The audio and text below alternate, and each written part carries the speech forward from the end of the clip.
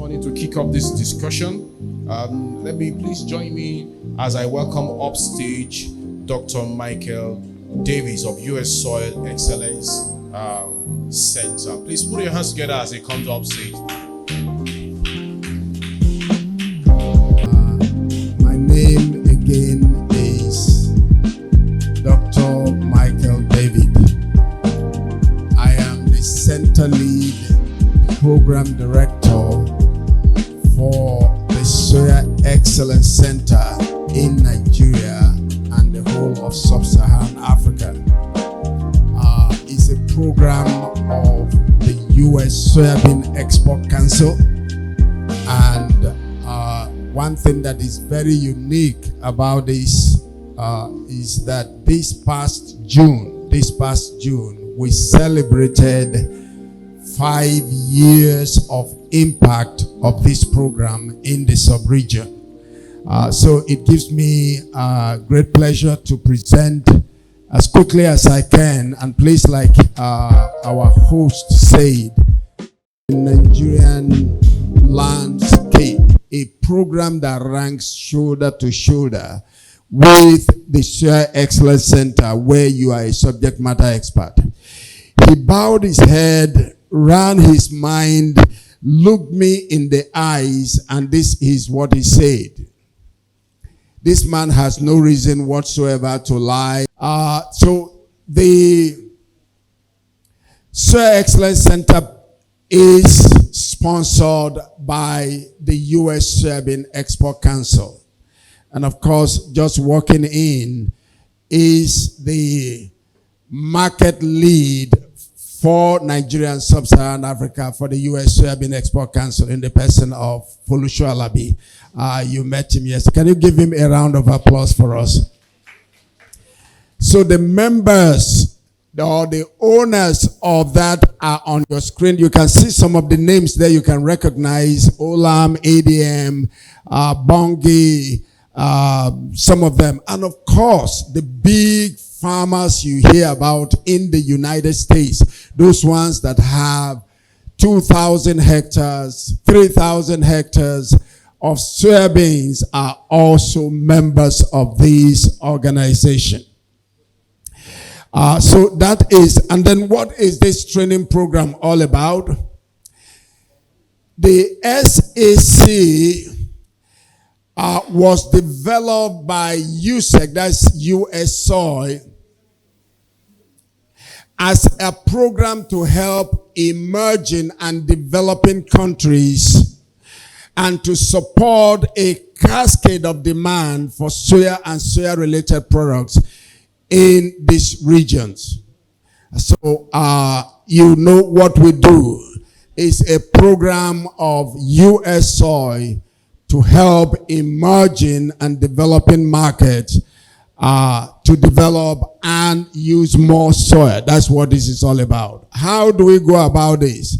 I've mentioned is a workforce capacity development program put in place by this organization. And who do we target?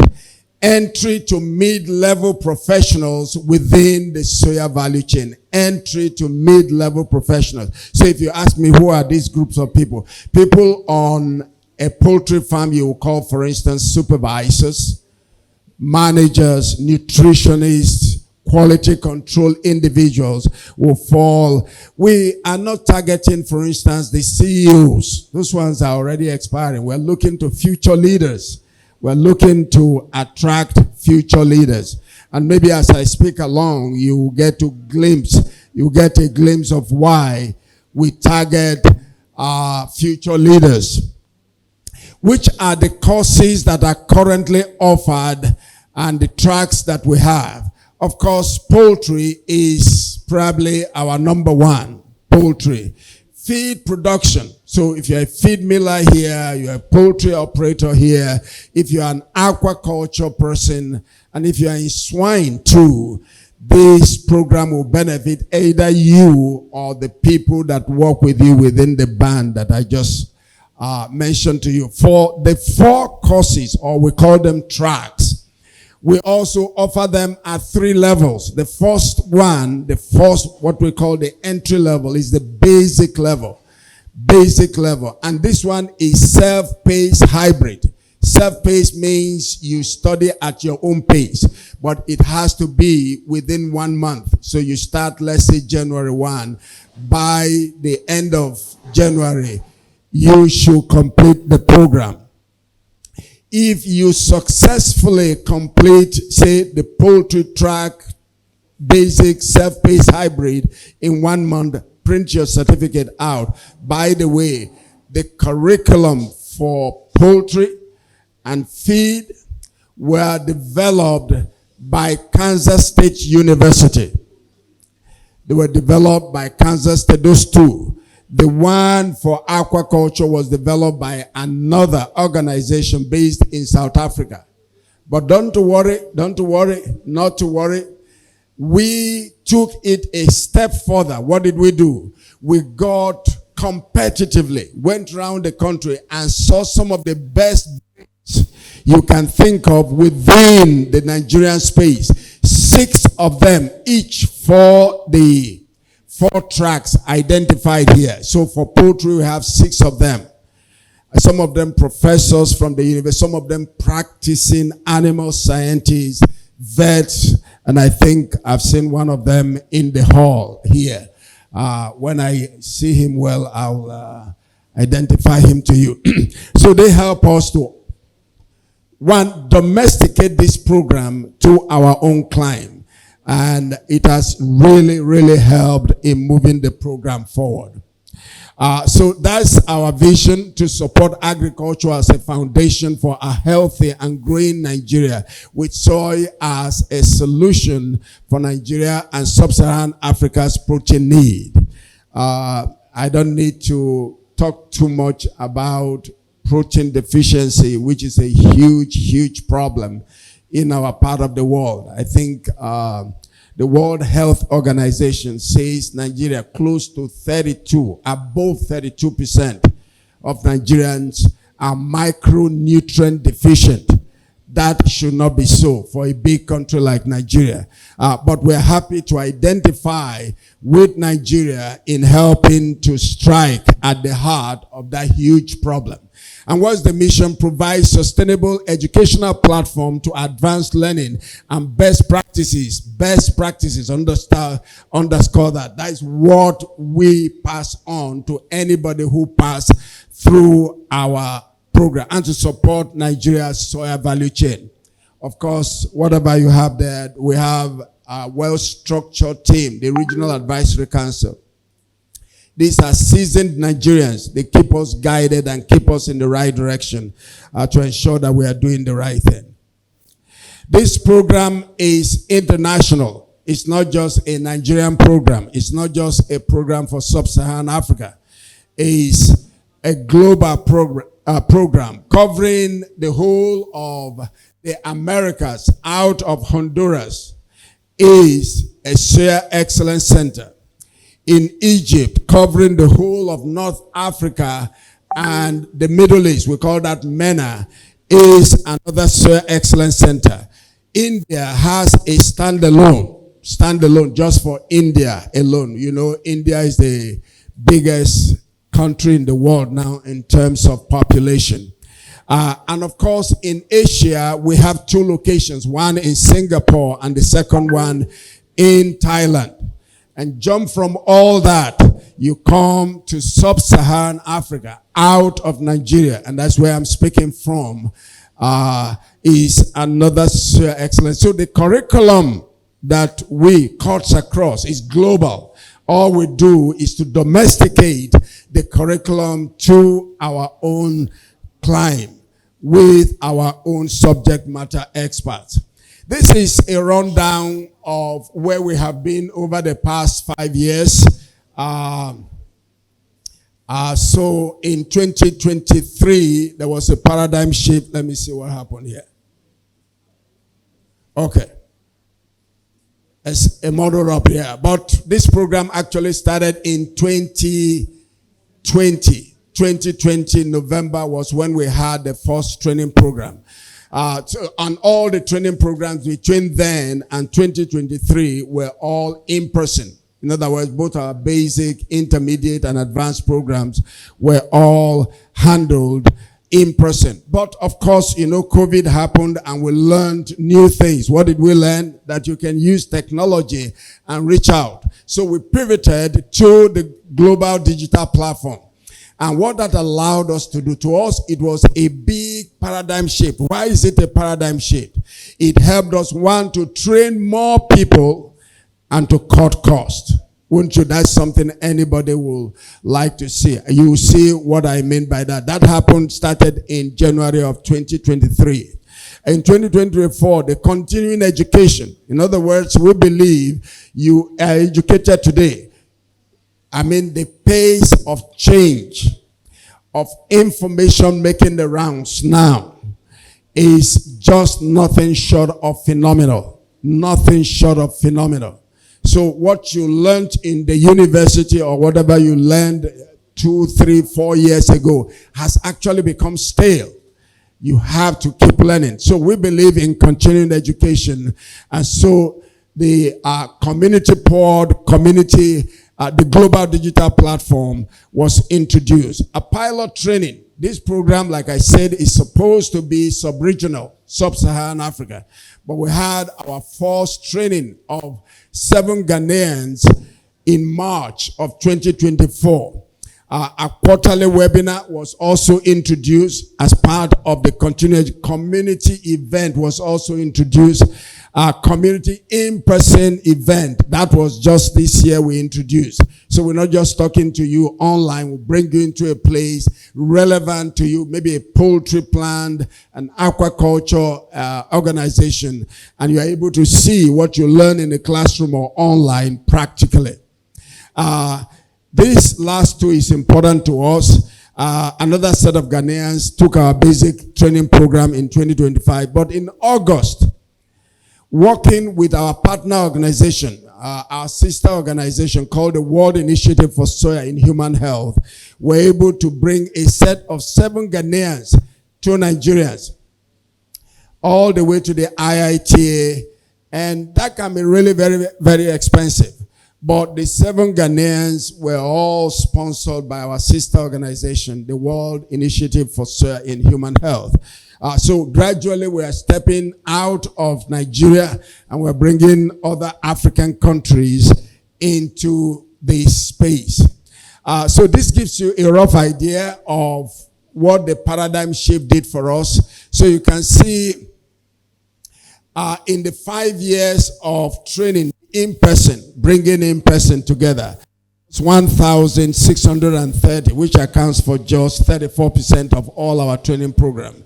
But in 2.5 years, 2.5 years of training via the self-paced hybrid, see the number that we have trained, 3,070, which is 66% of our training programs. You can agree with me that this is really a paradigm shift. I'm almost there, so just stay with me and we'll be done. The next will be the statistics. You can see them yourself. To date, close to 5,000 people have been trained. Individual training programs that we organized. 84 courses have been offered over these many years. And poultry is very dominant. And of course, if you look at soya usage in Nigeria, I think it reflects this pattern too. The much of soybeans that is consumed in Nigeria, maybe over 52% of it goes to service the poultry sector. Of course, the other ones, feed meal, see the number there, 1184, aquaculture, 894 individuals. You see the map of Nigeria there and the dots.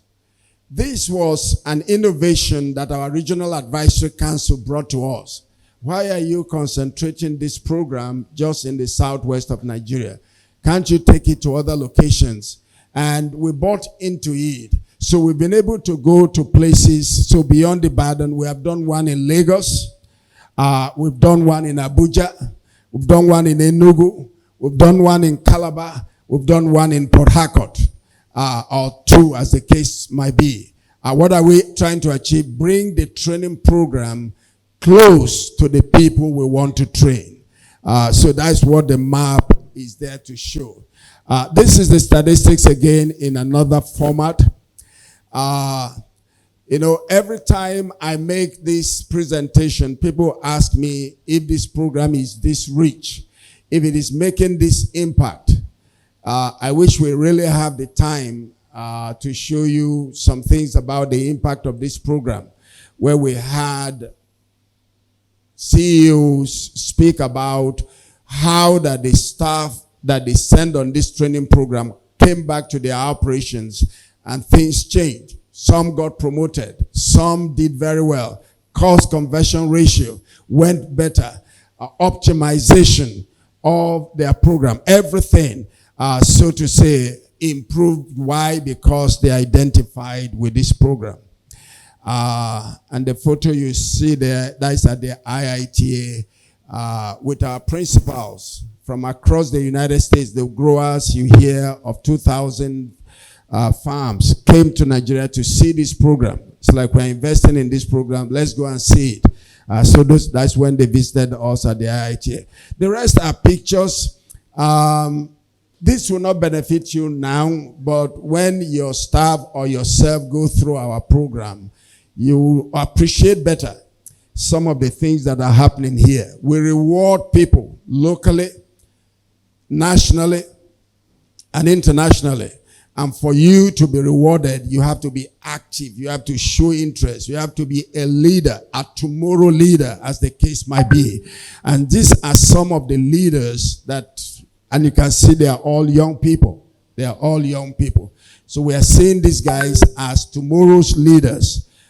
These are probably the CEOs of the big corporation, maybe Obasanjo Farms, Zaltec, all the big farms you can think of. We hope they grow to become that. And they will become the decision makers. So we are catching them young. When they grow, we will work together with them. This is our CEO. Where is he? They want to, second from the left is the global CEO. So he had the opportunity of meeting these industry leaders and our regional advisory council just this past June. And of course, he helped us to present certificates to our trainees. So this is where I started from, where I gave you that story of my encounter with the professor. When you look at the Sir Excellence Center, the first column, you can see that it ticks all the boxes, all the relevant boxes you want to talk about. What are we talking about? The program objectives, the training content. We literally went around the world, at the kind of people we are looking at. What kind of knowledge do they want to advance in? What will help them on their job? Which training program exists? What are they teaching them? And we handpicked all and came up with a program content and curriculum that is literally unbeatable. So you see, we take that column.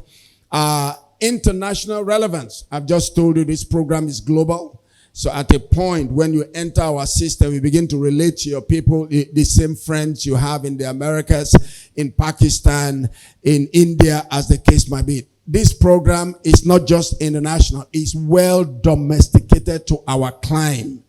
It meets our domestic regulations. And of course, we are by law required to also be registered with the Nigerian Institute of Animal Science. So they know about it. They have certified our program. So it's not just domesticated by mouth, but it's domesticated and accepted by the Nigerians. The training delivery method, the diversity. We train not just online. We also train in person. The in-person one can be very expensive. On one of the days, as our team were just checking out from the IITA, and you have to sign that I stayed. So they gave one of these guys his own bill. And he came to me, you mean you spend this much on us? I won't give you an, but it runs in the hundreds of thousands. For just the 3 days of being there, a room at the IIT as we speak now is about $100 per night. So you can begin to extrapolate. And you say, so training, delivery method, expertise, the resource person we use is global. What again, cost and budget. With the introduction of the global digital platform, we've been able to participant needs and preferences. You can see that the Soil Excellence Center ticks all the boxes. All the boxes. What am I here to do today? Basically to ask you, one, are you in poultry production? If the answer is yes, you are in the right place with me. Within the Nigerian space or outside of here. Yeah, I'm done. I'm almost done. If you are a feed miller and you are here, you are welcome to participate in our program. If you are in aquaculture and you are here, you are welcome. So if you are the owner of the organization, what will we expect? We expect you to send your staff, entry to mid-level professional, to us, and we will train them. If you are in swine, if you are in dairy, the curriculum is still being developed, and as soon as it becomes available, we'll also let you know. But if you are in this place, please make sure you connect with us. How can you connect with us? Our stand is out there. Come. We have our stand right there, and we look forward to you coming to register, and we'll provide the training. Thank you, and have a good day.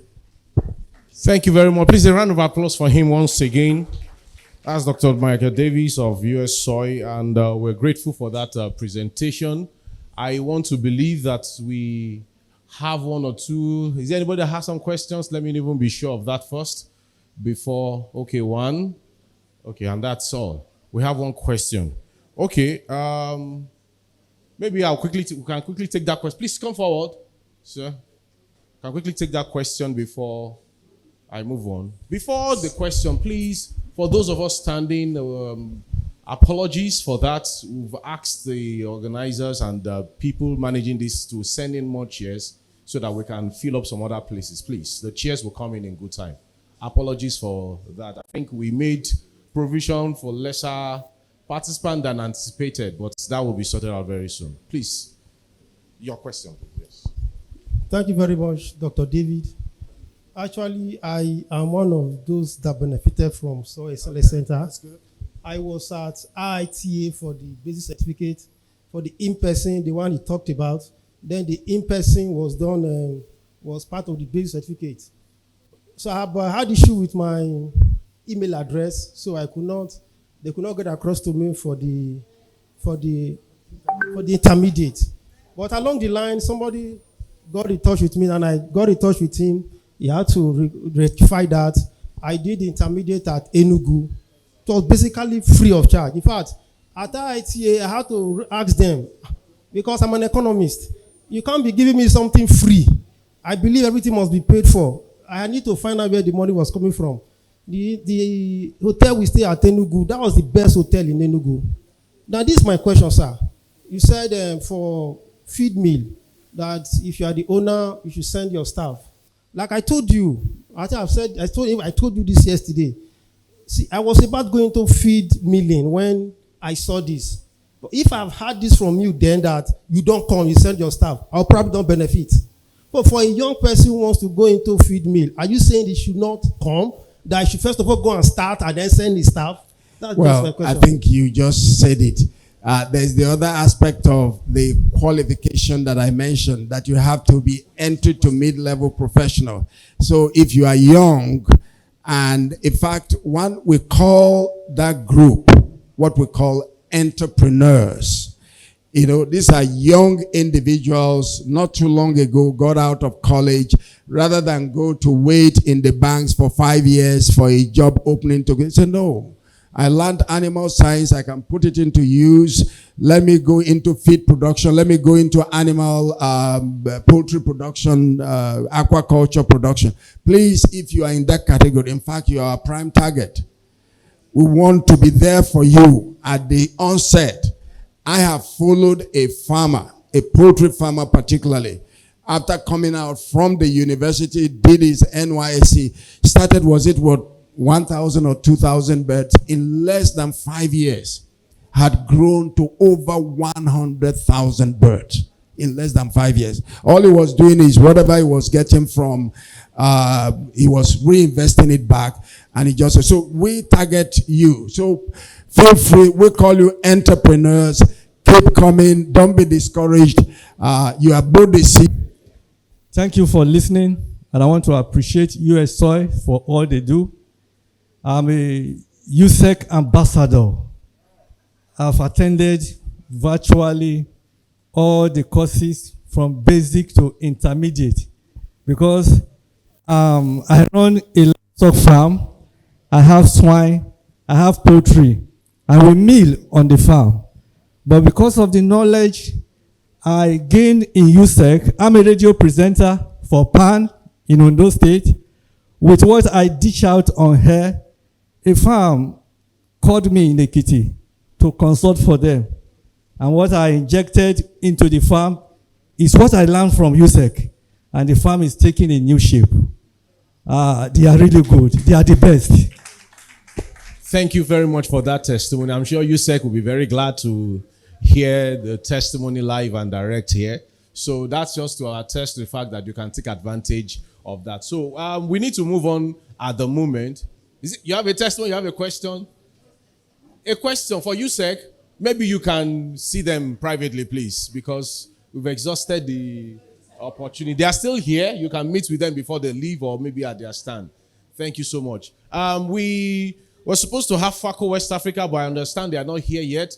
Kemin met me while I was on seat. I hope they've not left too. Okay, good. So please, we're going to be having Kemin Industries Nigeria. Please put your hands together as they come up stage. Let's put our hands together and appreciate them for their presentation.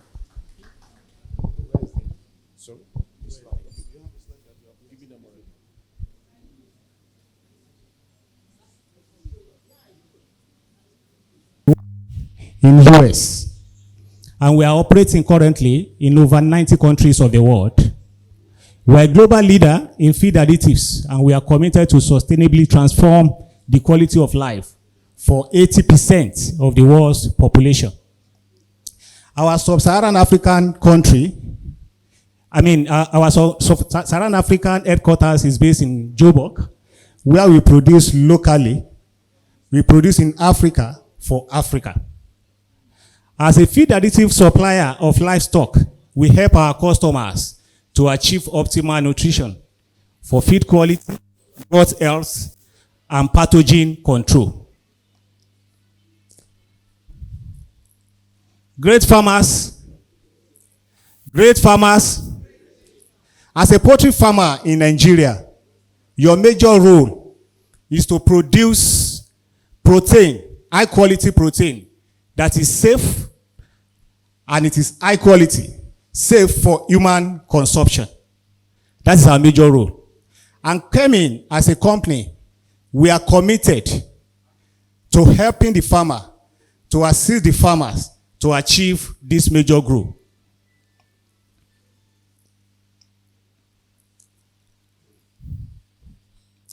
For farmers to produce high quality protein, you have a single tool at your disposal to use.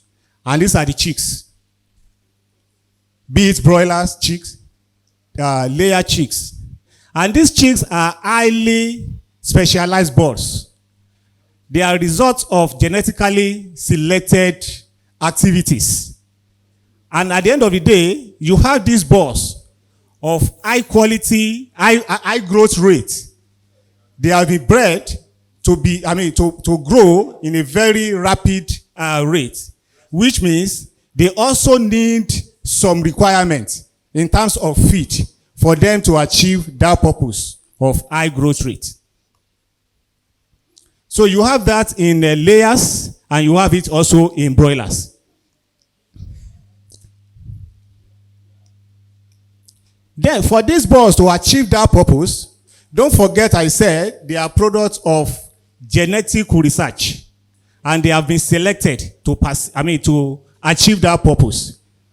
Because we are putting them under that condition, they are also very sensitive to stress. And this stress, as farmers, as feed millers, as nutritionists, we need to find ways of managing the stress. This is one of the things that stress will do when it comes to production. It will reduce the production capacity of our animals. Talking about stress, stress could come to our operation, to our boss, in different ways. It could be as a result of the feed. It could come from the feed, heat, rapid growth, disease, and management, even density. And this is what you have. The normal capacity of the boss is the size that you see, especially in broiler chicken. If your boss is not stressed, or the farm, the broiler is expected to have a certain growth, table size, when it comes to the end of the rearing period. But when these various stress come into operation, they reduce the performance of your boss. And that is what you have left, is what you see in the middle. Now, to tackle the stress we are talking about, I'll be mainly talking about the feed perspective this morning. What you can do, what you can put into your feed to help your boss to tackle the stress coming from the feed, and to also assist the boss to get good production at the end of your operation. So as a result of this, I'll be talking about poultry nutrition pyramid for your operation. This is how the pyramid looks like. The base is talking about feed safety and feed quality. And that is the foundation. If you don't have a very good foundation of feed safety and feed quality in your operation, talking about the raw materials you are using, whatever you are going to put upon it will not be that effective. Then I'm going to also look at feed utilization. When you have a safe feed and good quality feed, another step to go is how to utilize that feed by your birds to achieve the purpose. Then I'll also be talking about the healthy gut environment. If the feed is safe and you have it in a quality form, and the feed utilization capacity is intact, but the gastrointestinal tract of your boss are not in good condition to digest and absorb that feed, you are wasting your time. So that's the reason why we need to look at all this. So putting all this together, we'll be talking about you feeding smartly and to get stronger growth. Now, as farmers and feed millers, you have various raw materials at your disposal, like maize, soya, every different types of raw material that you can select to use.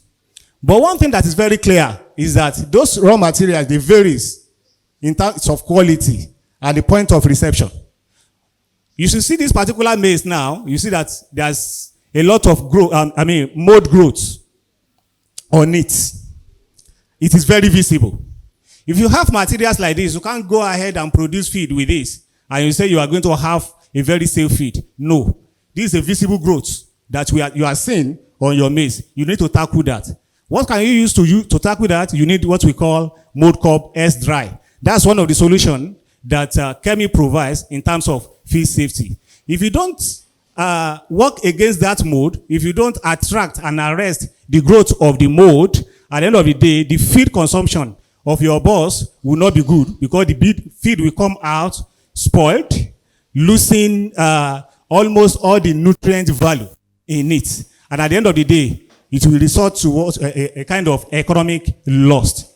And also, for the fact that you are seeing the mold growing, there is a 100% tendency that you have mycotoxin in that feed that comes out of this kind of material. Another thing that we need to also take note of, because I've met with various farmers, and they will tell you that I don't need to use additive called toxin binder, because look at my maize. My maize is very clean. Can't you see? The fact that the maize is clean does not mean that mold is not growing there. It is not yet visible, but activities of mold can still go on there. So as a farmer, you need to protect your resources, even when you are using maize as clean as this. So you need to use toxin binder to tackle mycotoxin, because this mycotoxin will come as a result of the effect of mold in your operation. So adding mycotoxin binder to your feed will bind mycotoxin, and it is very beneficial to the farmers. Because without that, you discover that the effect of mycotoxin in your feed is not small, and it can cost you a whole lot. Because at the end of the day, if you don't take care of it, there can be a kind of reproductive failure, gastrointestinal distress, and also immunosuppression. Those are the few from the effect you can have as a result of mycotoxin in your feed. So still talking about feed safety, we also need to take care of bacteria from our raw materials, from the feed, even during our feed processing in the feed mill. So because of that, you need a product we call Sarcop S Dry. And that product is going to wipe away every form of bacteria along your feed processing cycle. It's a very potent antimicrobial in the feed. So if you put all this in consideration, you've already taken care of feed safety in your operation. What other things can you put in place? You also look at digestibility of the raw materials. Now you are having a very good quality raw material and at the end of the day, you have put all those feed safety measures. Then you now look forward to the digestibility of those material, and that's the next step now.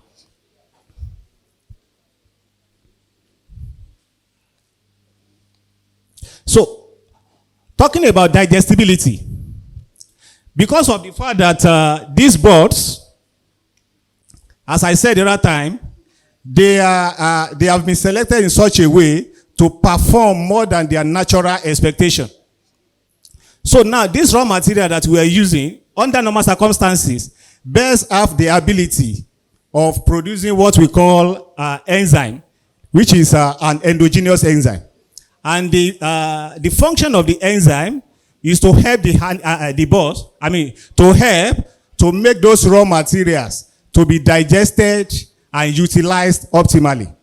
But because we have stressed those birds, and with the different types of things that we are doing in terms of technology in our feed, we also need to come up with what we call external enzyme. That is an exogenous enzyme now. That is what you are able to put into your feed yourself. So we need to also put that for our birds. This is the typical picture of a major raw material, which is maize. This is how it looks like. With those different parts, research has shown that if you use maize in your ration and even other raw materials, without the use of exogenous raw materials, there is no way you can have 100% digestibility of your maize and other materials. And that's the reason why you need an enzyme. So Chemin, as a company, we have an enzyme called Chemzyme Sci-Vi Pro that will be of very advantage to your operation.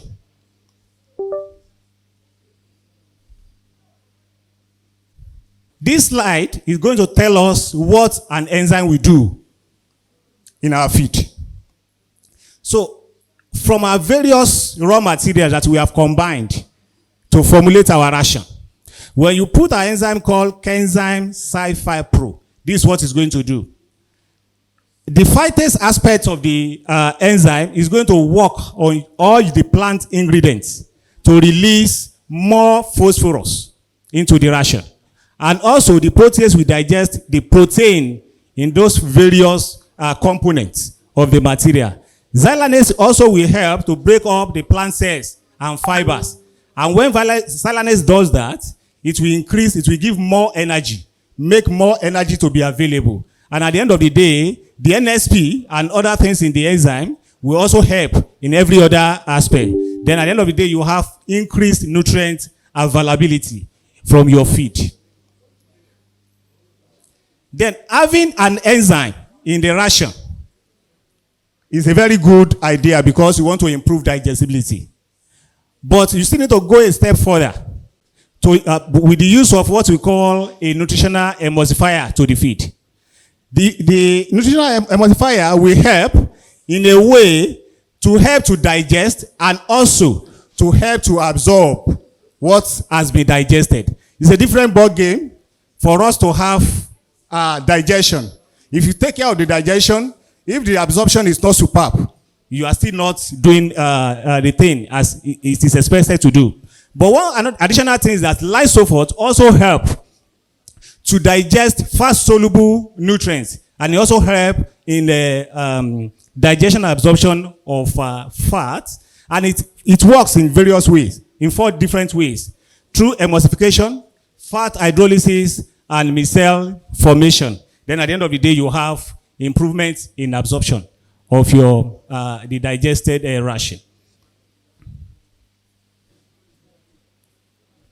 Now, putting an enzyme and lysophos in ration will help both broiler farmers and layer farmers to achieve this purpose. It will help to improve digestibility and availability of nutrients. It also helps to improve intestinal absorption of the nutrients of the bird. So if that happens, as a layer farmer, what you have is that there will be an increase in a kilo or tonnage of your production as a broiler farmer when you come to weighing the results. And for layer farmers also, you have increase in the number of trays of eggs that you have. And also the quality of your eggshell will be improved. And also the yolk color of the eggs will be there will be a great improvement in that.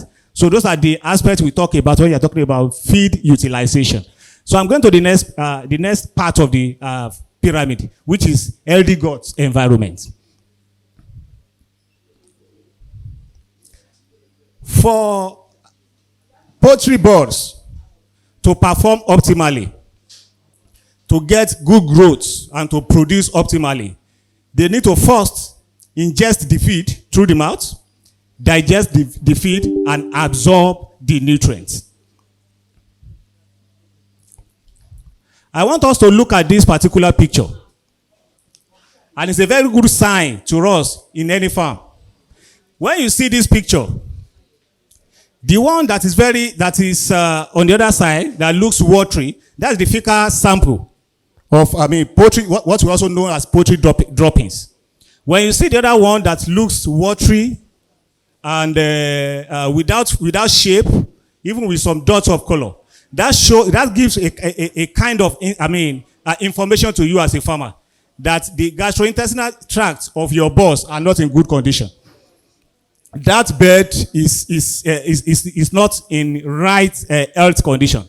Then the other one, if you see this kind of droppings on your farm, it is well formed, it has a good shape with that white cap on top of it. It's telling you that your bird is okay health-wisely. The GIT of your birds is performing very well. So we are going to look at more of the detail.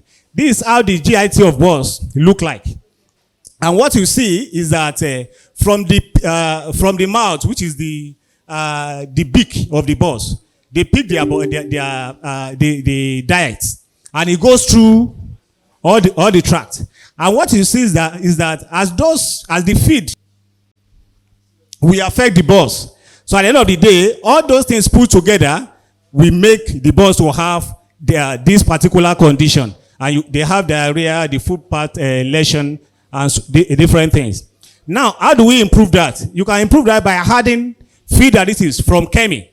And what are the feed additives? We have anticosi, we have an organic acid called citrilac that also help in terms of protein digestion. Then we have our enzymes. You put all those things together, they will also assist to remove undigested, they will help the proteins and the diet to be digested very well. And instead of the bacteria feeding on the undigested one, everything will be digested and absorbed very well with your boss. And at the end of the day, all this work. What are the products I'm talking about? I'm talking about citrilac and acidifier, Cosante and anticosi, then Chemzyme Sulfide Pro, we have Clostart, and all put together. they will help. And at the end of the day, you eliminate bacteria enteritis in your operation.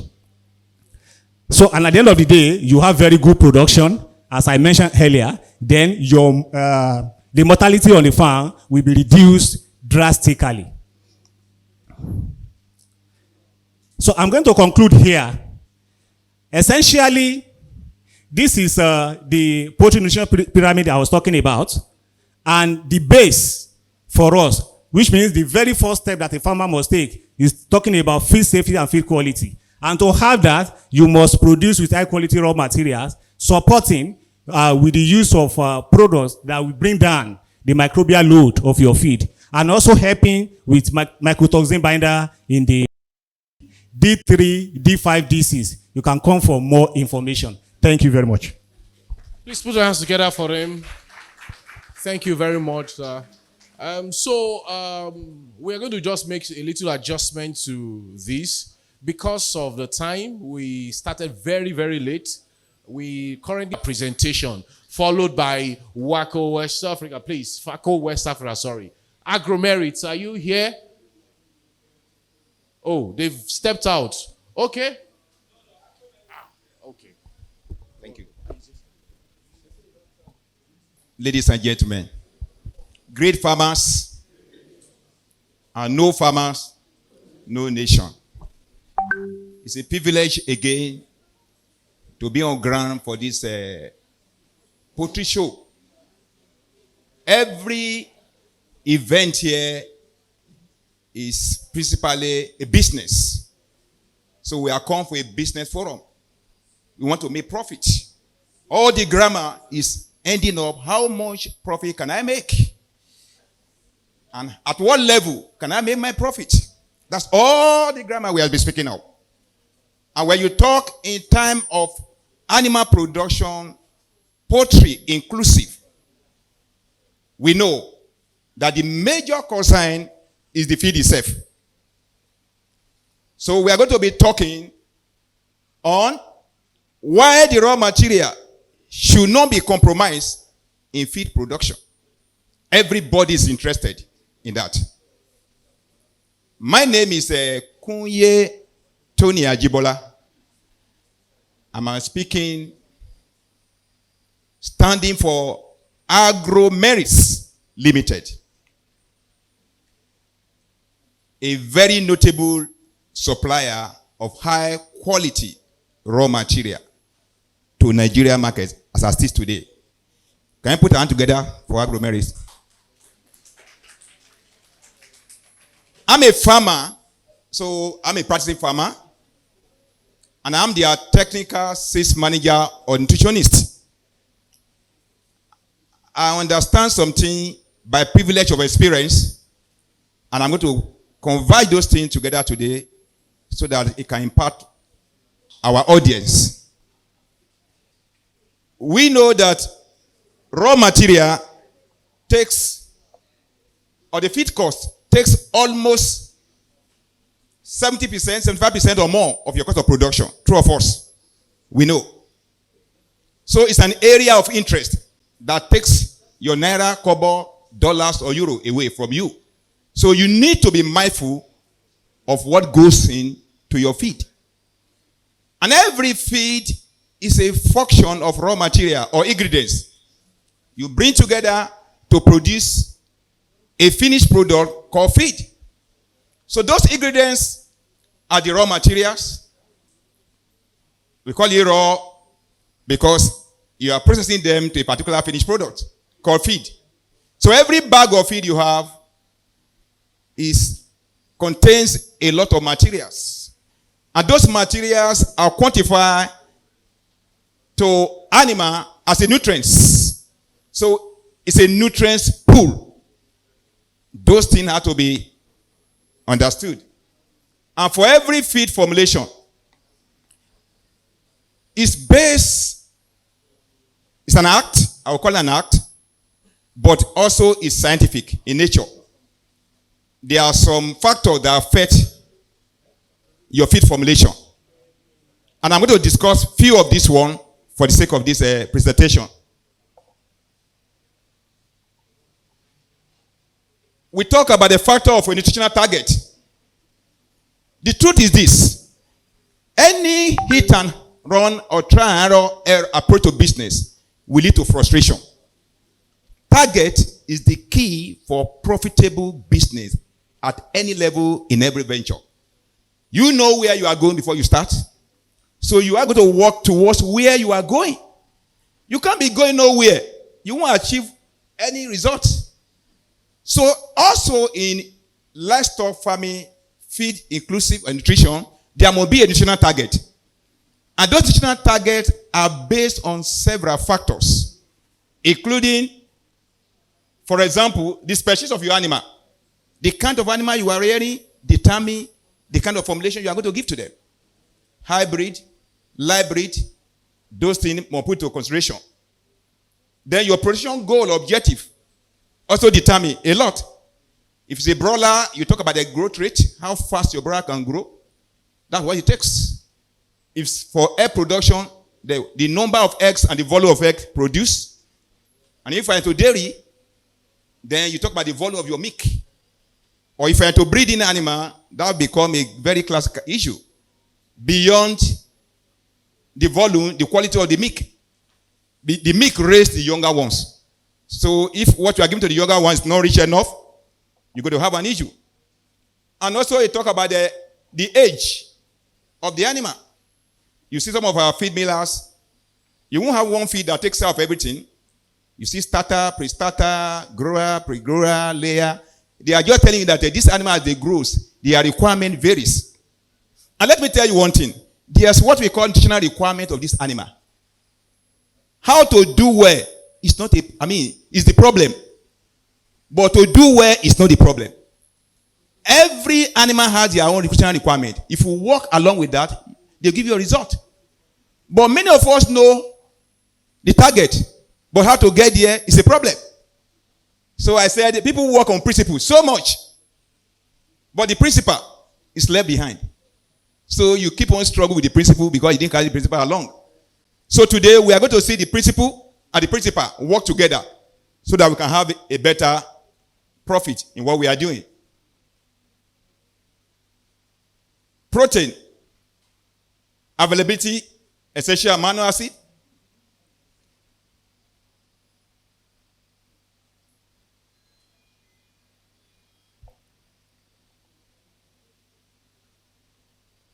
Number 3, nutritional research and advancement is also part of the team where you are formulating.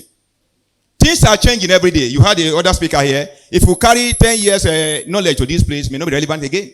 So every day things are upgraded.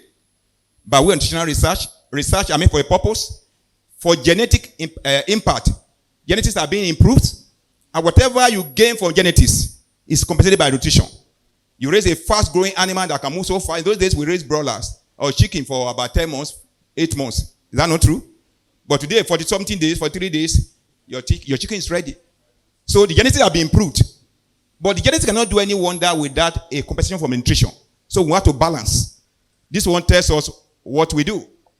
Economic consideration. That is one is very important. We are doing business. We are not just doing a research for show. High quality product that's not economically viable is a waste of time and energy. So we look at the nutrients requirement and economic constraints. There's a correlation between nutrient requirement and economic constraints. I need to give this one to my animal, but at what cost? So we narrow it to what we call least cost formulation in feed production. How do we marry the economic constraint? I don't want to spend much beyond the boundary.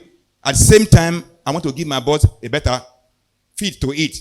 And that one leads to optimal profitability. What are the consequences now? Having known the reason why you are formulating your product of compromising quality raw material in your feed products. Number 1, the quality product itself. It affects the quality of your product, both as a feed miller and also a livestock farmers. Because inferior raw material is going to lead to inferior feed. And what inferior feed gives you is going to be something you don't like with your animal. Inferior result. It will affect the quality of the animal product For example, if your feed material is very poor, you'll be surprised your quality of your product will be very poor. Sometimes you take some substitute or meal, you say, you enjoy the taste, the aroma. At the same time, you take some meat, you won't like it. So it is what you give to the animal. The animal condense and deliver to you as at short long seems pays you. But at long run, it doesn't pay way. It doesn't make sense. It can even lead to business collapse. Complete business collapse. And that's what so many people have been experiencing. They say, sir, if I know, I won't do that. Why? The set target must be known before you start production. You must set your target. So you work on your set target. There's no other way around. No, but 3 points there. Your brand reputation. It can damage your brand reputation if you don't have a good product. And let me tell you, for those of us that are feed millers, we appreciate your work very well. But if you want to promote your product, your business, get ready to have what we call quality input. It goes along for your brand reputation. And once the customer trust is withdrawn from your brand, you are gone. Customer trust. So people are still coming today because I understand the major reason why you are doing business is to make profit. And once that particular input is not there, you won't be able to achieve your target. Another point, animal health itself. People thought feed or nutrition is for you to grow. No, it's beyond that. The first thing the animal does with your feed is to maintain itself first. Number two, if there is any damage going on in the system to repair, he pick it off. Before he thinks of your growth or production for you. We don't know. The specification says this value of energy level and volume of input to the system. You reduce it, no problem. Your target is what the animal gives you. You are not caring about the animal.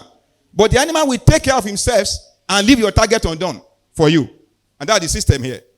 So it can lead to weakening the immune system of the animal, poor nutrients.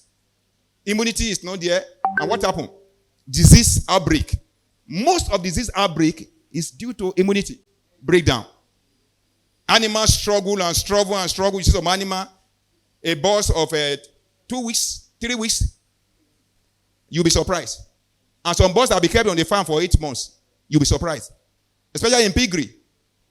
Piggery of 3 years is not equal to a 9 months piggery. I mean a pig level of 9 months. They are equal, the same size. And some of them have suffered so much that you pity them. Number two, malnutrition.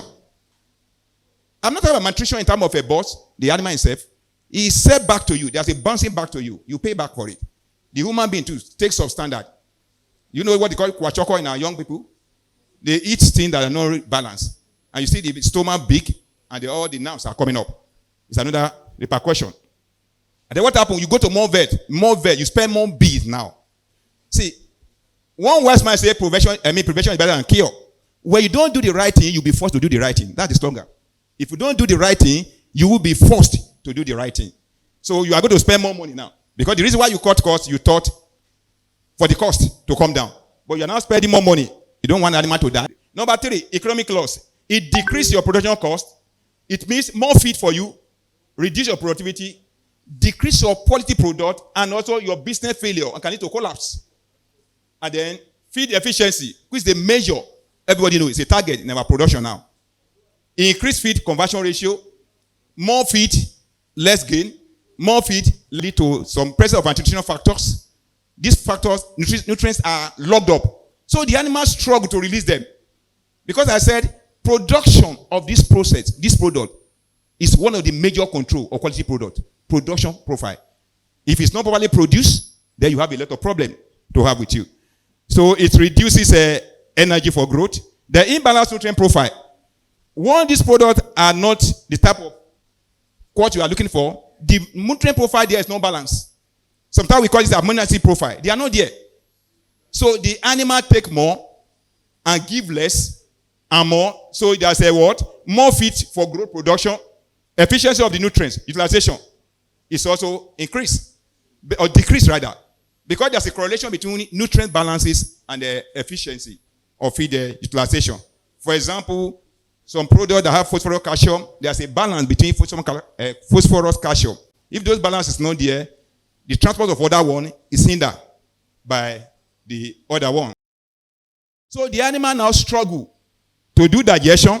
They do struggle for absorption. They do struggle for transportation. And they also struggle for excretion.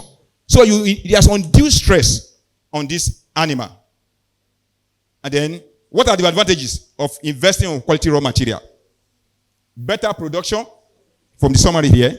Healthier animal, better life for human existence, sustainability of your business, and then you got to make more profit.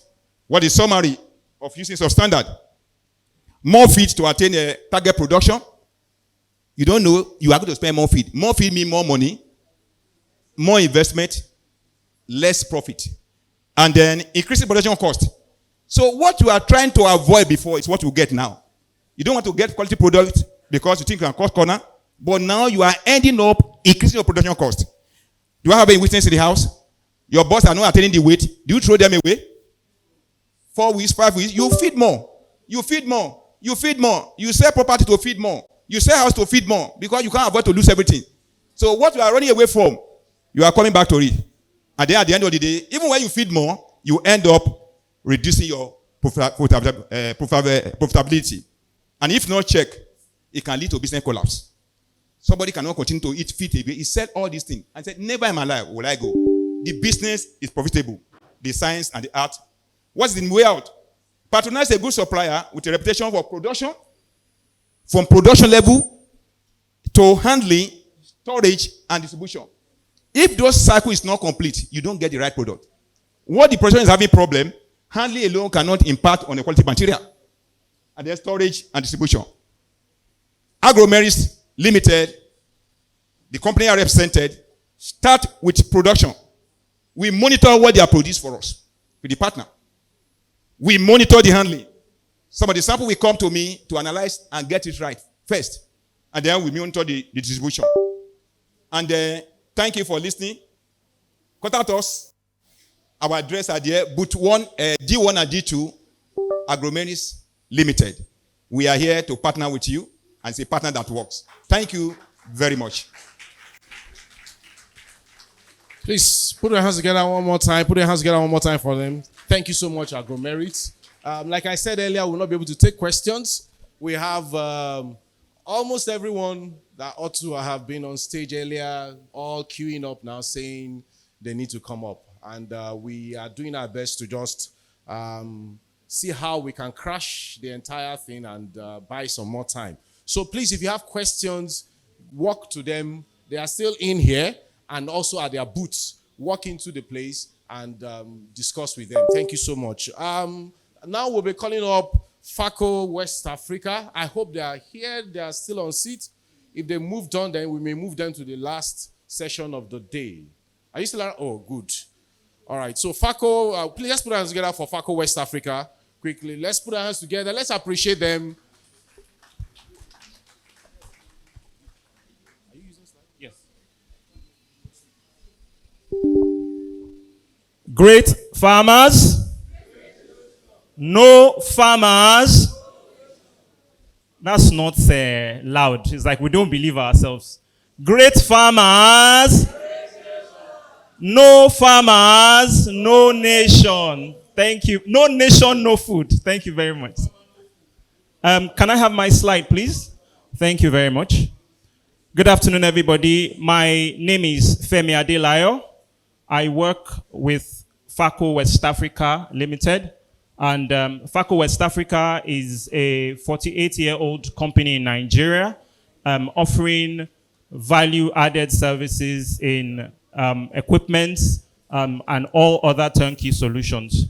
So today I will be talking quickly about optimizing poultry production with effective lighting and ventilation.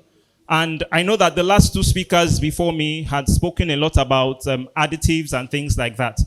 So there's always a lot of conversations around additives, around feed, around things like that. But many times we do not pay attention to Nigerians graduate every year. 3 million Nigerians get into the job market, and all of these people need jobs, they need food. And agriculture, livestock, and poultry are the easiest gateway to empowering our people. Now, we know that Nigeria has a 1.2 million metric tons in poultry deficit. And this isn't a production problem, it's an optimization problem. Why do I say that? Many of us are investing in feed, investing in the type of beds, investing in the type of additives and everything like that. But we don't consider optimizing our production. What they do better in the West is optimization, because they don't have two heads. It's the same blood that flows in our vein that flows in their vein. It's all red. But they optimize better. And so sometimes you see some farms in the West, they tell you they are getting 97%. They tell you they are getting fantastic FCRs. They are getting good productions. It's because of optimization. All right. So we have a 70% national gap. The Nigerian poultry industry is valued at 1.6 trillion naira, and it employs about 25 million people. Now, we only need 30% of our demand. We only meet 30% of our demand, and we need to close 70% of the gap. A 3 trillion naira opportunity for our nation's farmers and investment. So currently there's the Ministry of Livestock, and you know that if we are not careful, if we are not optimizing, they will start to ignore the poultry sector and focus on other parts, right? If you hear conversations, you say, we are doing ruminants, we are doing cattle, we are doing this. And at the end of the day, they will forget about the poultry industry. And that is the low-hanging fruit in livestock. So we need to close that 70% gap and add to that 3 trillion naira. So what are the common profit killers in our farms? You know? And I know that many people will say it's the bed. The bed is not good. The hatchery has problem. And they had this issue. The feed is not good. And many farmers, anything that happens like this, the first person they attend will say, feed the oda, feed the oda. And then the next thing, they go and change the feed. But some of these major three things we consider them as, there are many, but the three things I'd like to highlight is heat stress, especially for our climate, disease pressure, and poor feed conversion ratio. Now, the number one enemy is our climate. It's not our enemy per se, but it's also our assets, right? Our weather is hot. There is no doubt about it. All of us here, we are sweating, Abi? So imagine that we put beds in your farms, and then you put these foggers, and the fogger is like they're having their bath again, right? So there's heat inside the house. You've added foggers, especially if the microns of the water molecules are not enough. You don't have ventilation fans that are high speed to blow the foggers to reduce the temperature of the air, or you have this ancient Ibadan corrugated roofing sheet that is beating them, adding to the heat. You have a perfect storm of humidity. And because once the birds breathe in the humidity, you find out that early in the mornings you have mortality. It's because of a rise in humidity. Now, having good climate control manages that humidity. It removes ammonia. As human beings, before you smell that you enter a pen, there is ammonia in this place. The ammonia is smelling. Before you smelt that ammonia, the birds have already been suffering for at least 48 hours. Right? They have already been suffering that ammonia overload for 48 hours. And the first reaction is to go and change wood shaving. Somebody shared something that a test that they are doing on using cassava for beddings. I'm going to fill that later. But then you are doing wood shavings. Now, the cost of wood shavings is high. True or true? Because it is the season for farming. So all the people, the wood shaving they used to throw before, now bag is costing a lot of money. So if we can manage those removal of ammonia, controlling heat stress. Beat heat stress. When a bed is hot, above 26 degrees, it pans to cool down. When it pans, it burns energy. That should be used for growth or egg production. Effective ventilation stops this waste. There is nothing they will do. In fact, if you don't have the optimum temperature for the birds, between 18 and about 25 degrees, all right, depending on the area that you are in. Anything above that, birds will just be eating. They are just eating. They will not grow. They will not produce. In fact, if you try an experiment that you are giving birds water, only water, for a long time, that's why some people do forced molting. The birds will not die. They will be fresh, but you will not, one egg you will not get. One weight you will not add, right? Because the animal is created to survive as human beings, they will go into what biologists call estivation, right? They begin to self-protect. They channel themselves, just like in extreme cold. Your body will begin to condition itself to protect your brain and your heart, right? Because those are the key functions. The same thing for the animal. So if it is hot, the animal will just consider surviving. It does not care about you. It will just survive, right? Effective ventilation stops this waste. By creating a wind chill effect, birds remain in their thermal ventilation fans. You can have a tunnel ventilation system which involves extractor fans using pad cooling. You can use a combined tunnel system. Now, this is the expert solution. This uses minimum cross ventilation for cool harmattan nights or young chicks and switches to full tunnel power. This saves energy and provides a perfect climate 24/7. So what that means is that when the weather is colder, you just have ventilation fan. You have fans just blowing them, right? Because the weather is colder.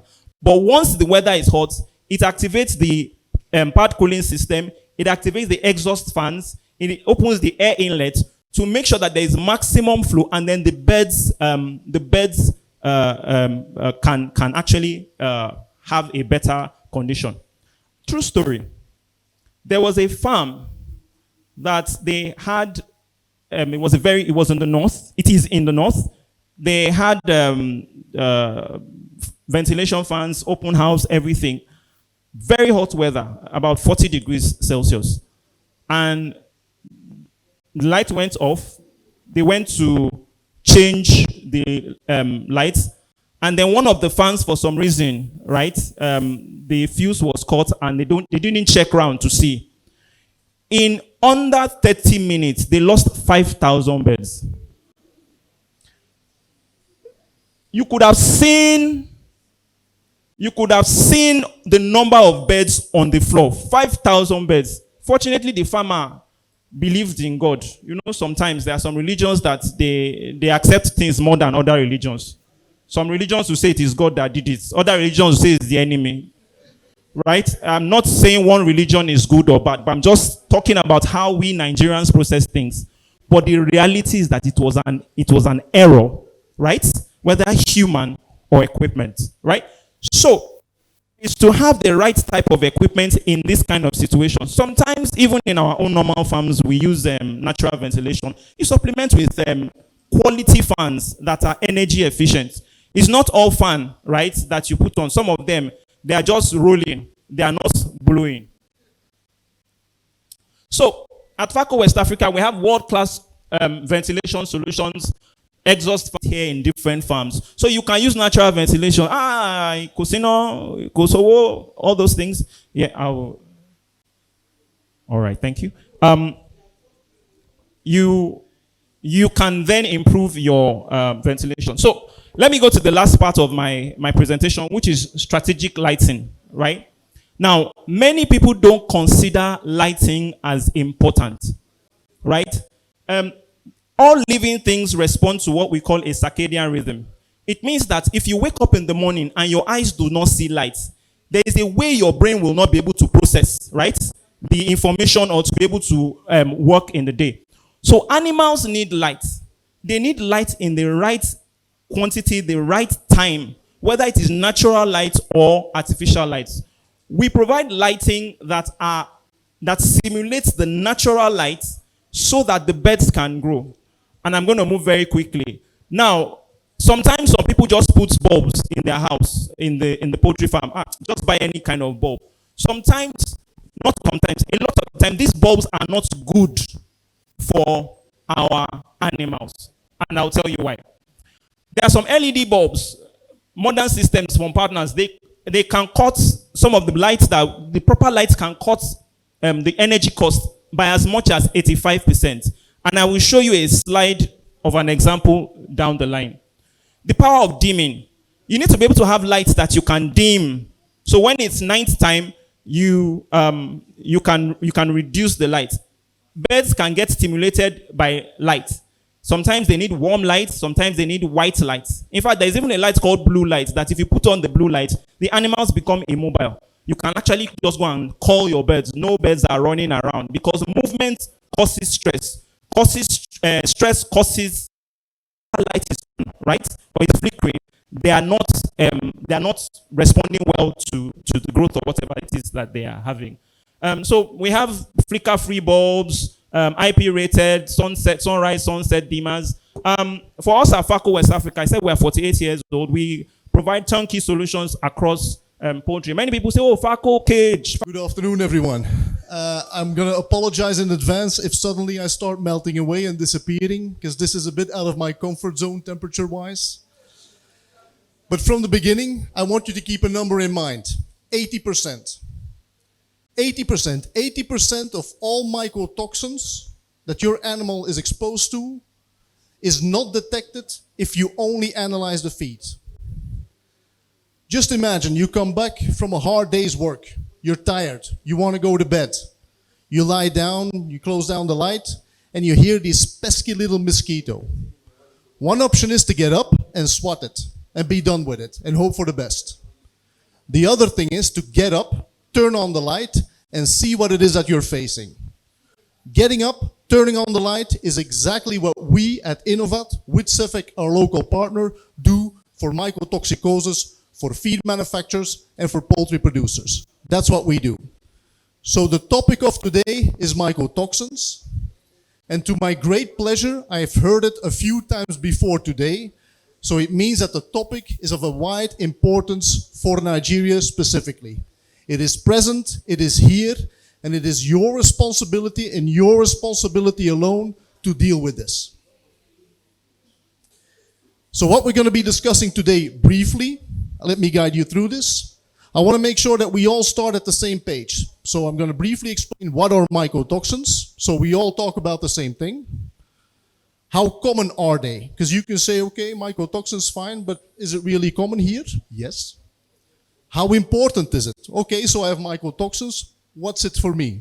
I will tell you why it's so important. And last but not least, we will also showcase how Innovat, with Cefic, our local partner here, can have, with a novel approach, turn on the light and see what it is that you're actually facing. So mycotoxins, what are mycotoxins? So just to be clear, we start from the beginning. They're toxic secondary metabolites which are produced by fungi. And unfortunately for you, you will find them in every raw material. There's no escaping. And it's not just in Nigeria. If you go to Belgium, where I'm coming from, if you go to China, Argentina, you name it, it is there, it is present. More than 500 different mycotoxins and counting are detected, but they're not equally important for you. There's only a few, let's say 10 or 15, which can actually have a detrimental impact on your performance. Again, unfortunately, they are chemically very stable, so once you have them, you cannot get rid of them. They're resistant to low and high temperatures, resistant during storage, and also can resist pelleting processes. Making the feed, they can all resist that. A mold inhibitor is only useful to prevent new mycotoxins from developing in your raw material. But once you have your mycotoxins already in from the field, then you cannot get rid of them. Then you need to add a solution so you can help the animal defend itself. So how prevalent is it? As I mentioned, unfortunately, because we, just like a lot of companies, do a lot of analysis, a lot of testing globally, so we can come up with an annual report, a bit of an overview on where we find which type of mycotoxins, and we find them everywhere. We find them everywhere. And to be honest, I think the results here are underreporting the issue, because a lot of these results are based on feed analysis. And as I mentioned, what was the number you're not allowed to forget anymore? 80%. 80% of all the mycotoxins are not. We know that a depressed immunity can have a direct impact on vaccine response. You might think that your vaccine is not working properly. Maybe it is, maybe it isn't. But in some cases, your animals don't have enough power, enough immunity to actually have enough viral response to the vaccine. Bacterial, we also know that, for example, DOM can be a predisposing factor, so can come before Clostridium perfringens induced necrotic enteritis.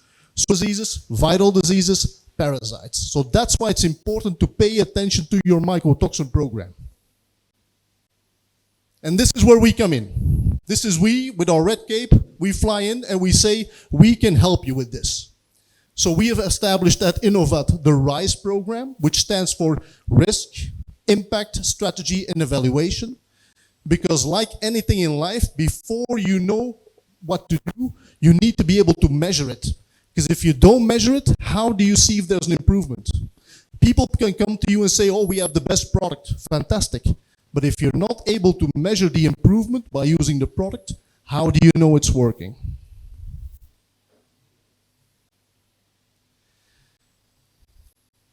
The first method that we can assist you with is analyzing the raw material. That's something that we can do here locally with our local partner Civic.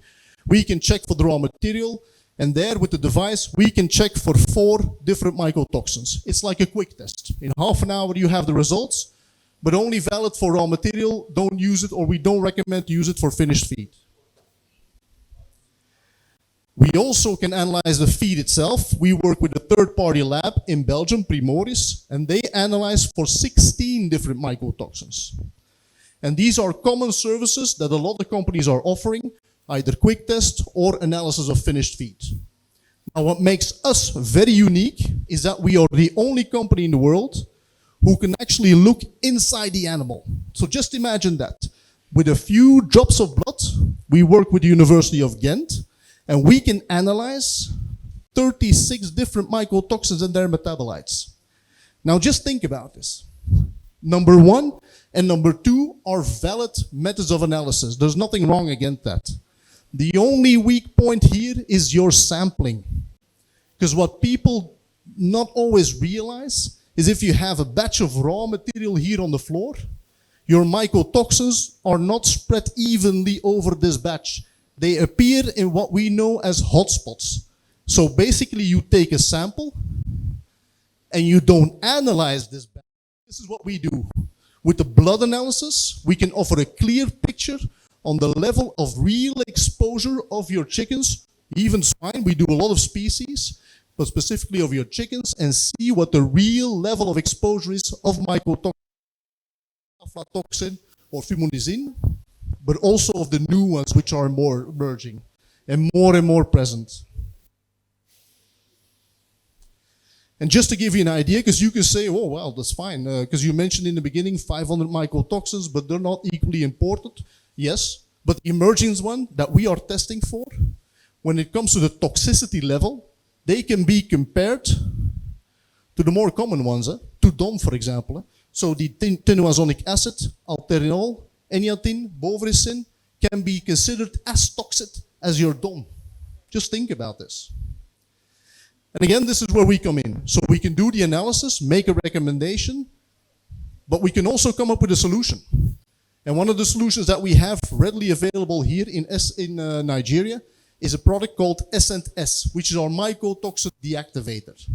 And why do I call this a deactivator? Because based on the ingredients, we can identify 5 modes of actions which are important. Number 4 and 5 are to get rid of your mycotoxins. And you can either do that by binding them or detoxifying them. Because again, unfortunately, not all mycotoxins can be bound. You need to find another way to get rid of them. And the other way is detoxifying. And then the other ones, 1, 2, and 3, are basically to help the animal detoxify, but also help it overcome the negative effects of your mycotoxins. So you need an ingredient which helps boost the immunity, restore the immunity, prevents oxidative stress, because mycotoxins, they also can act as free radicals. And then obviously support the liver and the kidneys, where the detoxification also takes place. So we have different dose recommendations that we have, but again, we like to customize it based on the result that we have. So standard prevention, let's go to 1 kilogram. It says 0.5 to 1, but based on the results that we already see here in Nigeria, with half a kilogram, you're not getting anywhere. So it will need to be between 1 and 1.5. So that's it in a nutshell. SNTS being the ideal mycotoxin solution, not just because of the mode of actions, but also because of the service that we can offer with Innovat, with our local partner CIFIC, in helping you establish what the real level of exposure is with your mycotoxins. And with that, if we have time for questions, then I'm happy to take questions. Otherwise, I invite everyone to our booth. We're in the center location of the venue, and be there specifically at 4 because we invite you all for the happy hour. Available, as I earlier said, it's available in mash, it's available in pellets. It all depends on your preference as a farmer. Our performance targets is early growth, that's for the chicks now, early growth uniformity, and reduced first week mortality. Now, normally when your pullets start with the chick mash or the chick pellets, at week 9, your birds are expected to switch, or the feeding is supposed to be switched from the chick to growers. Now, these growers also comes in mash. The presentation is in mash and also pellets. And it's expected that these birds will start picking TMDK grower mash or grower pellets from age 9 to 18 weeks. Now, this feed, the grower feed, is produced to have a balanced energy protein ratio for controlled body weights. It's also produced or formulated to strengthen bone structure and improve feather quality for these birds. And it's produced as well to optimize calcium phosphorus level to prepare birds for lay to the end.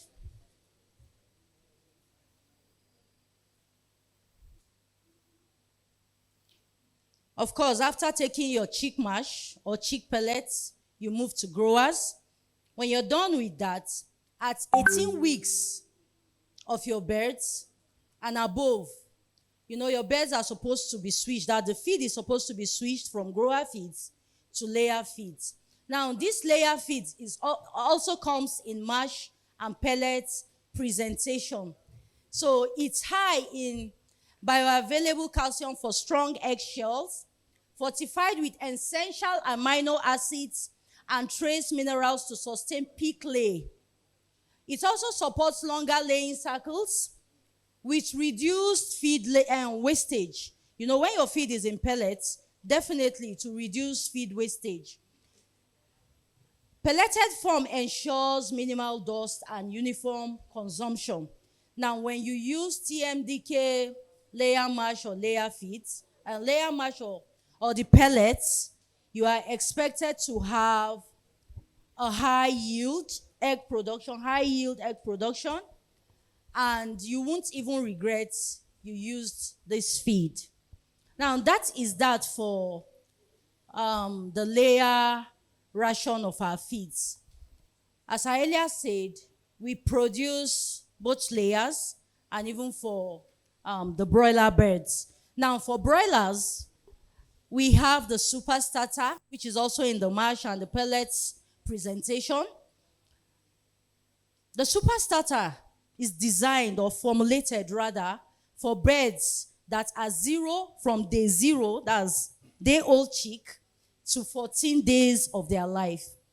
So this feed is supercharged. It has a supercharged formulation for early muscle and immune development.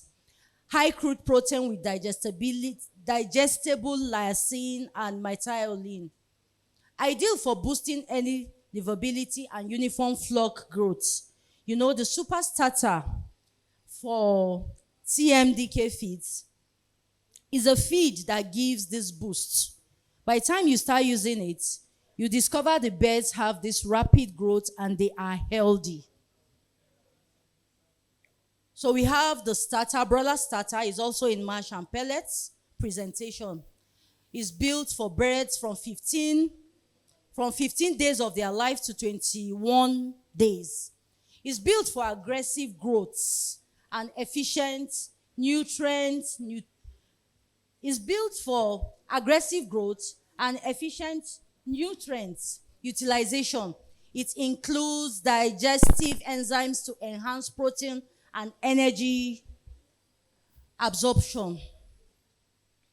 It's also balanced in minerals and vitamins for fast frame. That's for the fast frame of the birds. And what we do, more about what we do. We are new in the industry actually, but a lot is happening there. So you can just come in for a chat, then we discuss more. And please, we want you to patronize us. Thank you. Can we appreciate TMDK?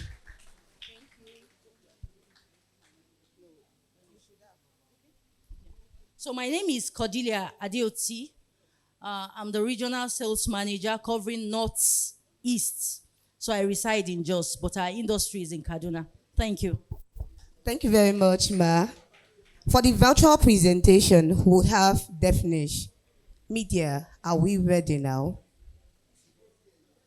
I would implore everyone once again to kindly pay attention to the sound and the screen.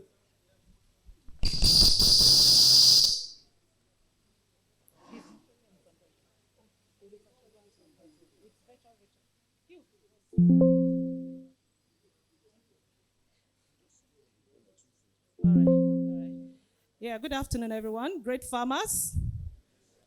Thank you for your audience so far. My name is Funmi Adewari Famorio. I represent Devenish Nutrition. Devenish Nutrition is a UK company based in... Before Mr. Kuforije comes up to talk to us about the tax system, the first is from the Christian Aid. They have a program or a package for farmers, and they have just about 5 minutes to tell us about that before we take that tax. So you can see that we have 3 announcements. They will be coming up, and I'll take the remaining 2 announcements myself. Then I'll call on Mr. Kuforije. Please, representative of Christian Aid. Thank you very much. Let's put our hands together for him, please. Thank you, Mr. Moderator. Great farmer, no farmer. Thank you very much. My name is Femi Ajayi, and I represent Christian Aid. Christian Aid is an international organization working across the world with their headquarters based in UK. They have office in Nigeria that started since 2003, and they are both doing humanitarian and development work. So as part of our developmental work, we have a fantastic project that been designed specifically to transform the poultry value chain in Nigeria. Not only that, it's carefully designed also to provide sustainable job for our teeming youth. So what's this program that I'm talking about? It's called Sustainable Entrepreneurship-Led Poultry Transformation Program. In quote or in brief, SETIP. This SETIP project is a 5-year project led by Christian Aid, fully funded by MasterCard Foundation, and it will run from 2025 to 2030, which is good 5 years. Now, it's happened across the country, but we are not working in all the 36 states in the country. We are only working as a pilot for the next 5 years in 6 major states. These states are Ogun State, Delta State, Kano State, Plateau State, Adamawa State, and FCT. If you look at this state, it's being carefully selected to represent at least one state from each geopolitical zone. Then you see Abuja as like a added state to it. So what do we want to do basically? It's very simple. It's to, like I said, is to transform the poultry value chain business. And because it's an enormous project, Christian Aid alone, which is the lead partner, cannot do it. So we have other 4 partners that are supporting us to make it 5 organizations that will be delivering this project. Apart from Christian Aid, Animal Care, which we all know that are even present here, they are one of our consortium partners. Also, we have Amo Farm. Amo Farm is still present here and is also one of our consortium partners. Then beyond these 2, we equally have Sahel Agricultural Consulting. They are part of the consortium. And lastly, there's an organization called Police Africa. For those of us that came from Upper North, you will be very familiar with them. They are based in Kaduna. They are equally also part of the project. So, not to waste time, what do we want to do? It's a holistic approach that are cut across the whole poultry value chain. And we'll be implementing this project through training and capacity building, financial access, market linkage, support service, poultry policy, and partnership.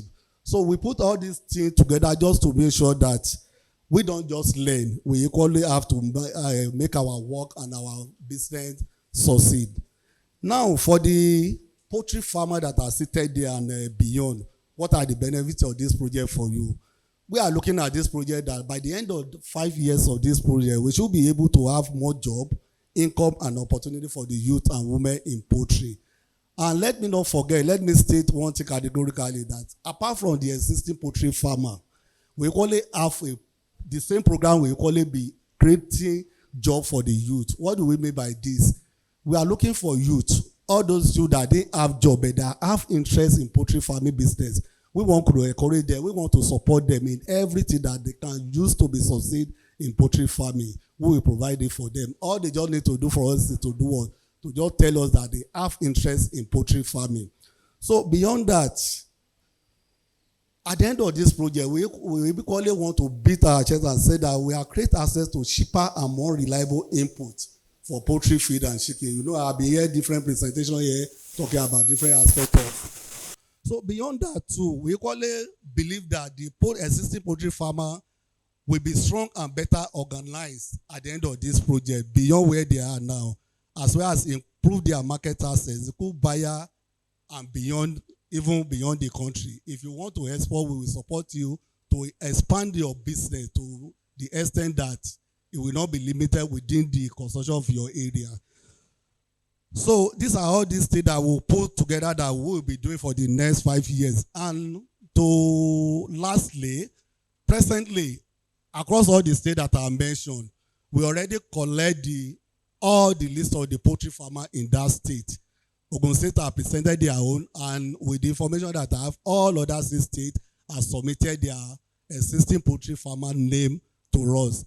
And basically what we want to do is very simple, is to first validate all those the name that they submitted to us. And immediately we find them what we believe that really they are poultry farmer. Then we communicate the next step for them. That's where we are currently now. I think I have to stop here. And for anybody that have any want to ask any question, today, tomorrow, I'll be sitting right where the animal care booth is. You can check me up there and ask your question. Thank you for listening. Please, a round of applause for the representative of Christian Aid. Thank you so much for that. Please reach out to him. He will be at Animal Care's desk for further inquiries. Okay, so before the tax discussion, the following announcements, like I said, will as follows.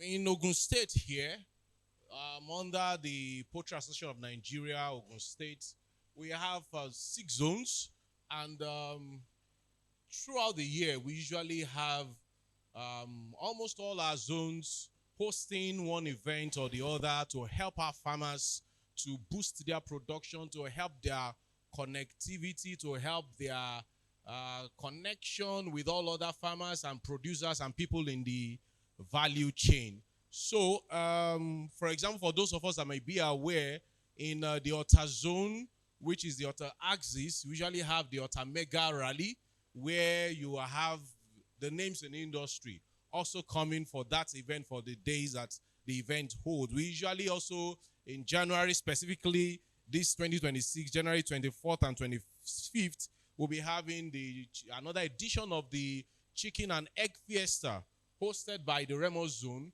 of Panog, right? And that takes place in Shagam under the chairmanship of the life patron of the Akaribo of Remo land. And the one that is an introduction that is coming in freshly into the scene is the Poultry Nexus. The Poultry manage this crisis of, for example, DOC, high cost, feed, high cost, and many of the challenges that we have in the industry. So the Poultry Nexus is not going to be where we want to come and have people in the industry to start talking about their products or their services. It is where the farmers will be coming and will be sitting down with who and who in the industry value chain and discuss what it is. See, they cannot survive without the farmers, and the farmers too cannot survive without the people in the value chain of the industry. And this, I gave an example yesterday when we were discussing with Hamo Farms, because a lot of these players in the industry are already showing interest for this event. For example, Amo said they're already trying to up their production of the DOCs. But their fear again is that if they up this production, it can come to a time when they can now begin to oversupply and there will be less demand. But we as poultry farmers, in fact, they mentioned something specifically. They said they've noticed a pattern, especially even during this period. Almost all the farmers are booking at the same time. It looks to them like everybody book at the same time. But you know, they are birds, just like our own birds. They produce almost every day. So what they are saying in essence is that if we can come together and deliberate and say that we can space out how we can offtake what they produce annually, how we can use our numbers as farmers, how we can plan together with them, then we can make a difference in this industry. And that will be holding on the 28th of January in this same place in OOPL by next year by God's grace. So we are looking forward to that time where we'll come together to chart the way forward. Please mark your dates. The flyers are available and be distributed, and it's going to be a great time. With that, I would like to bring up Mr. Kuforiji to come and discuss with us the current Nigerian tax law, implication to Nigerian poultry farmers. Please, let's put our hands together for him very well. We can do better now. It takes a lot to bring him here. We can't pay him enough but we can appreciate him. Thank you very much. Thank you very much. All right. Great farmers. Great farmers. No farmer.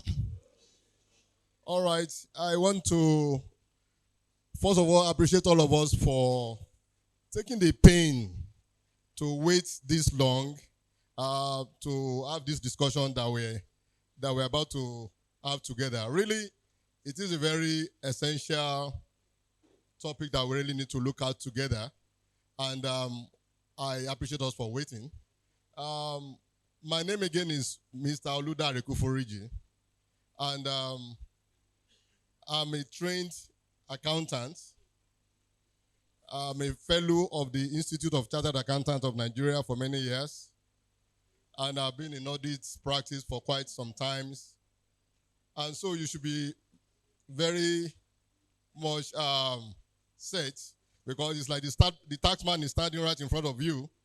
And let's be sure that all your accounts are in the right checks. So please, I hope we have all paid our tax for this year. And we're already preparing our checks for next year, because the tax man is here already. I hope I have some love in the house. Show me some love in the house, please. All right. So I'm a trained accountant, but by practice, I'm a poultry farmer. So, Ekuleo, I'm actually one of you. So please, let's have a very open heart, a very open mind, because we're actually in the same boat. My farm is in Ogun State here, precisely in Owode Egba here. And so this is more like my home. So you're all welcome to my town. I live in this town also. And so we are on the same side. were on the same side. But the advantage is that being on this side with us, I've been on that other side of tax a bit. I was never a tax consultant, but at least I've dealt with tax consultants for many, many years. I worked in the bank before, and I've been a financial controller of one of the leaders, one of their subsidiaries, and I've had to deal with the tax people directly. You know, so I know the language. I know what they are saying, and I know the way we normally will respond to them. And so when this new Nigerian tax reform is being announced in June to take effect in January, we can see a lot of skepticism, a lot of uncertainties. Just like natural for any human being, we are not easily embracing changes. But unfortunately, change is the only constant that happens in life. So we must be ready for it. And that's why I appreciate the management of MPS. Please let me give it up to all of them. The chairman of the MPS committee, you know, the Southwest, the chairman of Southwest, they've done so well to add this to this year's program. It can come at a no better time than now. And so because of our time, let's jump to it. We're looking at Nigerian tax reforms, implications of Nigerian poultry farmers. How will it impact us? Objective of this session was to explain the new tax acts, the part which affects farmers, and also highlight practical implications for poultry operations. Also to provide a compliance checklist, action plan before 1st of January. That's one day that we are looking at, 1st of January 2026. And to also offer us tools and resources for ongoing tax readiness. One thing about taxation is this. It's constant that what we've seen most of our people do is that we try to look at our entity type. Do I stay a limited liability? Do I stay a sole proprietorship? Which one, where do we run to that we can, manage tax? Let me use that word, manage tax. Because what is common in Nigeria, we all know this, what is common is people don't want to pay tax. And there's a word for it, or a phrase for it in the tax world. They call it tax evasion. So how many of you know that tax evasion is a crime? Is it not a crime? It's a crime. And so there's a better way to manage tax. And in accounting, we call it tax avoidance or tax management. And so the importance of this session cannot be overemphasized. We need to know how to actually manage our tax in such a way that the burden will not be too heavy on us. But one thing is, it is good that we must pay tax. The main tax in review. Now what they've done is, they've tried to harmonize and change some nomenclatures on the tax regimes. And so we now have the Nigerian Tax Act 2025, which try to consolidate, just as up till now, I saw the list recently of the number of tax that we are subjected to pay at different times or at different points. They're up to about 50 or more lists of taxes in different forms and shapes. So what this current government are seeking to do, which I hope and I pray that they will do, is that they are trying to harmonize it, and they now bring everything under the Nigerian Tax Act, so that once you pay a single tax, it covers most of this other tax. And really, if they should do that, I think it should be a relief for taxpayers. And they now place the whole management under the Nigerian Revenue Service, which used to be the Federal Inland Revenue Service. It's just a nomenclature change. Now, what they do now is that they want to make sure, before now, we have a lot of tax consultants with different names. We have having two logos, a logo for the Federal Revenue and a logo for their own firm coming to our places to demand tax. So what they are saying now is that it's only NRC officials that will be empowered to demand and collect tax from us. Again, I think that's another laudable direction. And then I have a joint revenue board. Again, name change.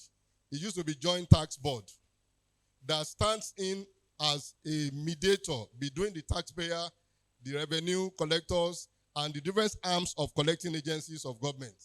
So those are the new 5 laws that they brought up. So key changes that is relevant to farmers. Number 1, and I'm sure this is what we are wishing to hear, small companies exemptions. Now, with what they have done, it's just coming up in January, and so there's still so much unclarity. But some of the provisions of that law has already been gazetted. And so those that has already been gazetted, they are not going to change. One of them is this: small companies are now going to be exempted from taxation. So, as against, amen, somebody, as against what is being speculated.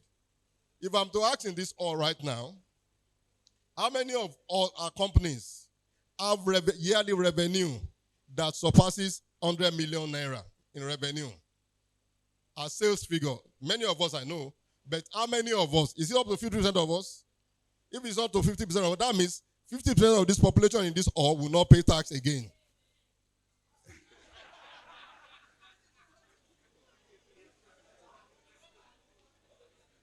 I like that spirit. That the spirit of the letter, in the new law. So it's not left for implementation. But I'll get to that one. But really, it does intention. Because if your yearly revenue is not more than 100 million, or your total asset value is not more than 250 million, then you are not liable to pay tax under this new regime. So I think that's a good one, if they really can make it implementative. Now, the first one is for business owners like us, poultry farmers. Now, under personal income tax new standard, there's going to be anybody earning below 800,000 naira.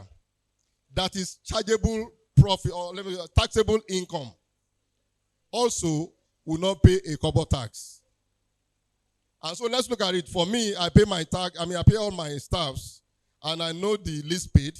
The least paid doesn't earn as high as, on the average, maybe like a little just below this in a year, they earn in my farm. Just a little below this. That means almost all my staff, except the senior ones, almost all of them will not pay tax again. As of today, once you calculate their pay slip, we deduct tax, and we remit it monthly. But with this new tax law from January 2026, all of them, most of them, will no longer pay. And some of us also that are still in employment, as long as we are not earning more than, let's say, 1.2 million. Because when you earn 1.2 million, there are some reliefs and allowances that will be deductible from your gross earnings to now check your taxable earnings. It's only whatever rate they are using will be applied on the taxable figure. So this 100,000 is not actually your gross earnings. It is the taxable earnings that is 800,000 or below that is now going to be tax exempt. So I think, again, that's another good one, if we can say amen to that. VAT retained at 7.5 with clearer input VAT recovery rules. Okay, now, we've had the debate on value-added tax. And they reviewed from, I think, 5% to 7.5 some, like a year or two ago. Now, they are keeping that rate on VAT. But good thing is that most of the things we produce, they are not VATable. Am I correct? They are not VATable. But before now, we still suffer the incidence of VAT because some of our inputs have suffered tax at some point or the other. We can check. Maybe some of our vaccines, maybe some of the cages, maybe some of the, anything that we buy. I know most of the basic material, raw materials, may not suffer VAT, like maize or soya, but some of our, mostly those other inputs, suffer VAT. So what this new tax is now saying is that those inputs to us, on which when we are buying, the seller to us has charged VAT, we should just note the receipt and keep those receipts. If we can keep those receipts at some certain time of the year, we can use those numbers to reduce our tax payable. Because what we are producing is not VAT, prone. And we have suffered VAT in our input. So they are still saying that you can recover VAT from whatever tax you are computing at the end of the year. Again, I think that's another good thing coming with that tax law. Then there is the developmental levy of 4% that is just being introduced with exemption from small business. Again, most of us in this room will still not suffer this 4% developmental levy chargeable on accessible. Note, not on all profits, but the profit that have been assessed to tax.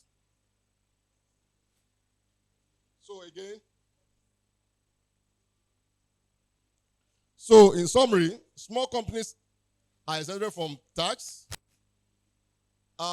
Personal income tax payers will not pay any tax also as long as their chargeable income is still within the 800,000 benchmark.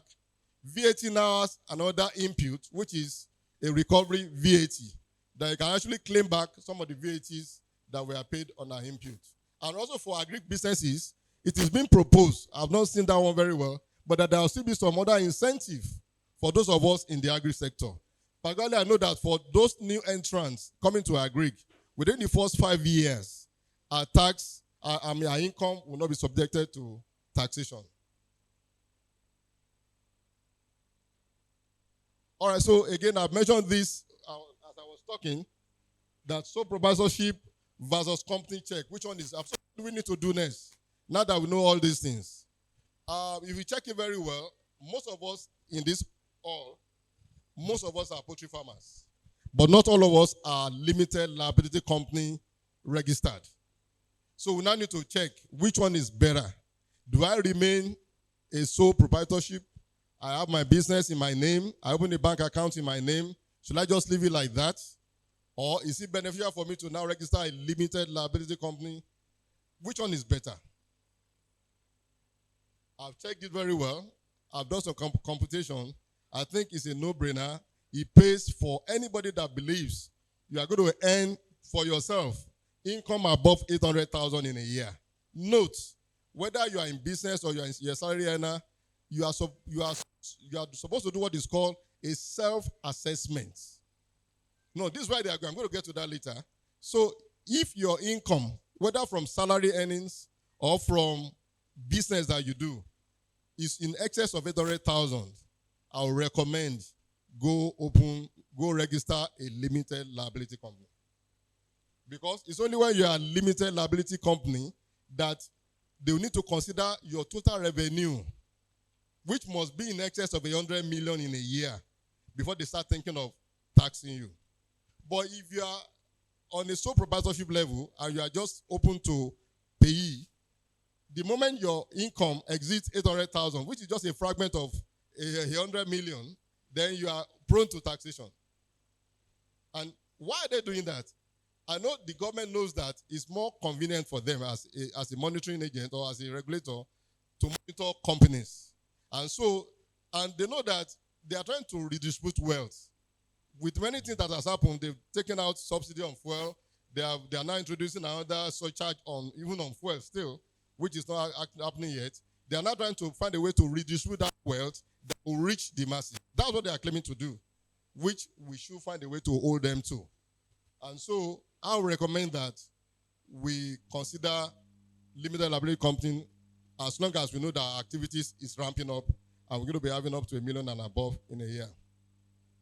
So also we should compute gross turnover and also keep records of our fixed assets and watch the threshold. Before now, I've seen recently tax people, that's what they do. In fact, what they are doing now is not new. Or what they are announcing for January, they are not really going to be starting anything fresh. But the current government, headed by the Ogatinov that we know, they know how to activate tax mechanism. They know how to generate income for government. So what they're only doing is they are invoking existing laws and finding a way to make it pleasant to taxpayers. And the intention, like I listened to the chairman of the new tax regime, one Mr. Taiwo, forgot the other name, he explained that it pays government also to tax 1 million people with minimal taxes than to tax few people with heavy taxes. And what they are trying to do is make sure that the tax net, as they call it, captures more people in the net, but let them pay minimum amounts, such that it will not be too much burdensome on them.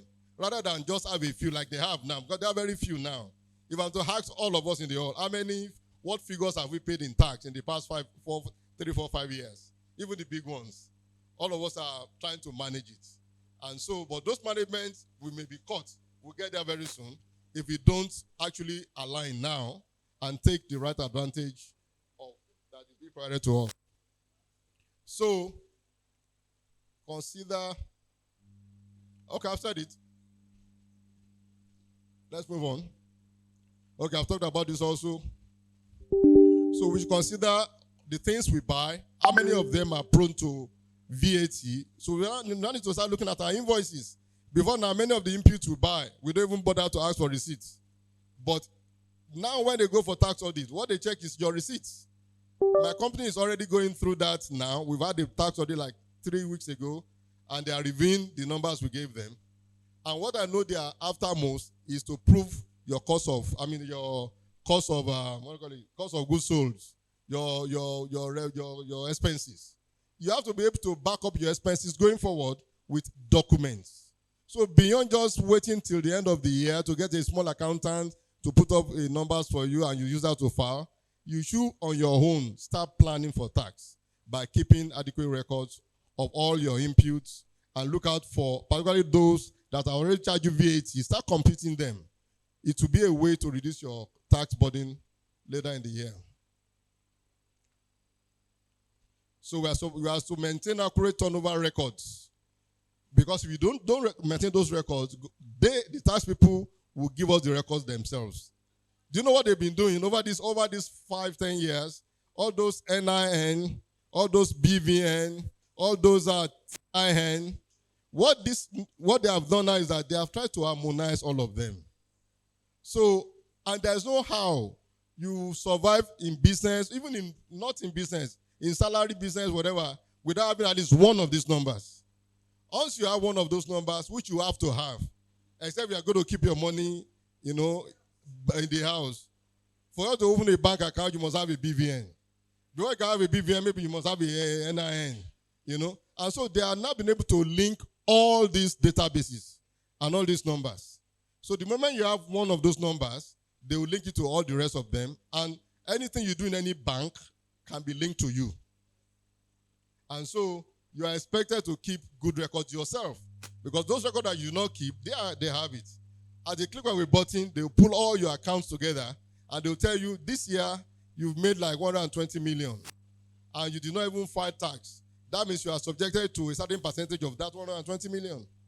But if you do your self-assessment, whether as individual or as corporation, and you file tax, yes. So even though we are saying many of us are not going to be paying tax any longer with this law, we are still going to have to do what is. You have to do your yearly remittance. You have to file for tax.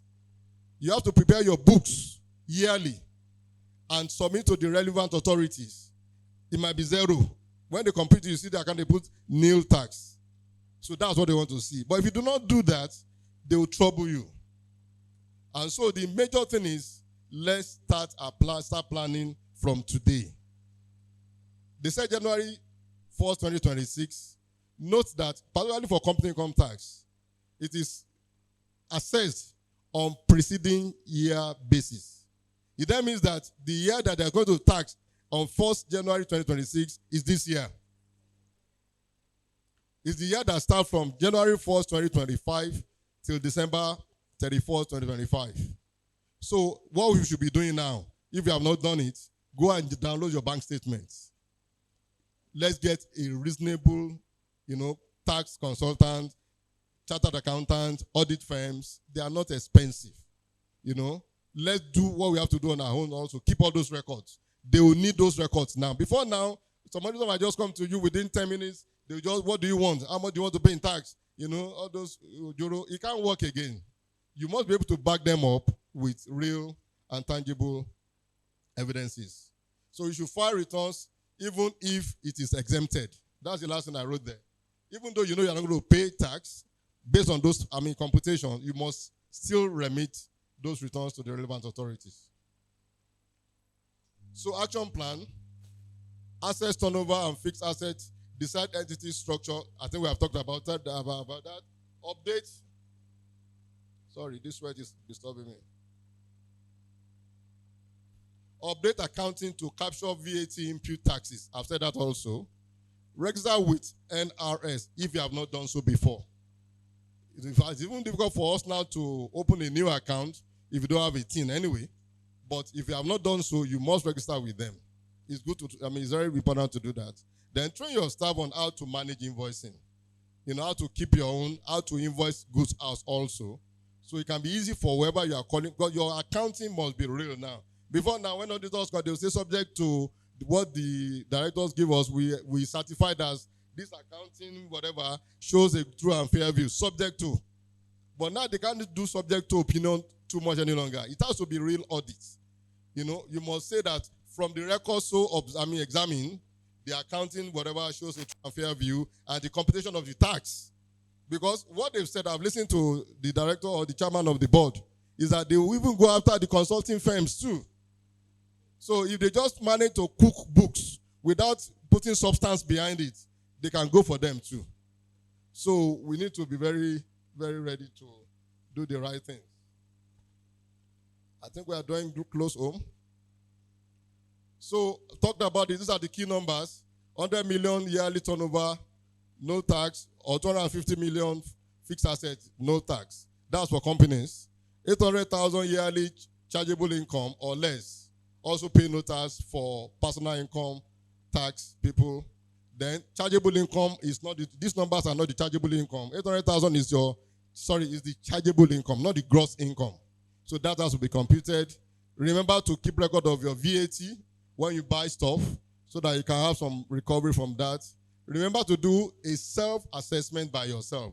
You may not be able to do it. Get the services of a tax consultant or an audit firm. Then also, there is the what's the new name again? I forgot now. The JIT, what's the new name they gave him now? Joint tax, JTB or whatever. I'll go back here now. You know, there is Joint Revenue Board. They have some numbers. Unfortunately, I tried to get those numbers, I couldn't get it, but we'll get it in some of our communications very later. That you can call. They say you can call those numbers freely. You can even speak any language as long as it's any of the major languages in Nigeria.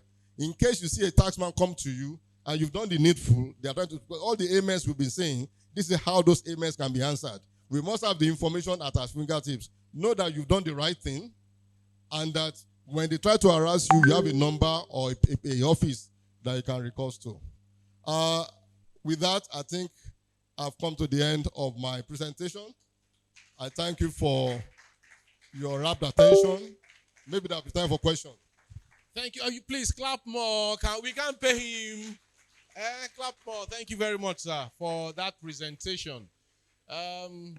So I don't know if I have witnesses in the house that Mr. Kuforiji should please give us these slides so that we can share to our members. He has even said sure before I finish the request. Please, let's clap for him. Let's appreciate. Let's tell him thank you, sir, for that.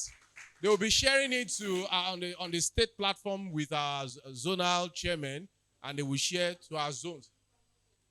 Ma? And I said, that's why I said state platforms. Then they will share with the zones. The state, each states have platforms. Oh, okay.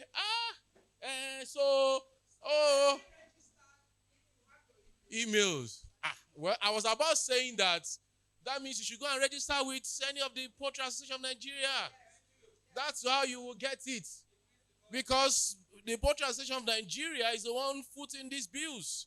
So if you are not a registered farmer with Poultry Association, please do so. We have more. We are going to be organizing lots of these seminars, lots of support for our members. So why don't you want to join the Poultry Association of Nigeria? We have booths out there. We have people out there. You have the states out there. I have people who have come all the way from Kano, Poultry Association members who have come all the way from Kano, from the Southwest Cross River. Please join the Poultry Association of Nigeria and enjoy these things that are freely being dished out to help us. Beyond just the lectures, beyond just telling us, beyond the slides that they are willing to share with us, we are going to be privileged to also give support to our members when the chips are down, when the tax officials are after. For example, let me give you an example of what happens in Ogun State.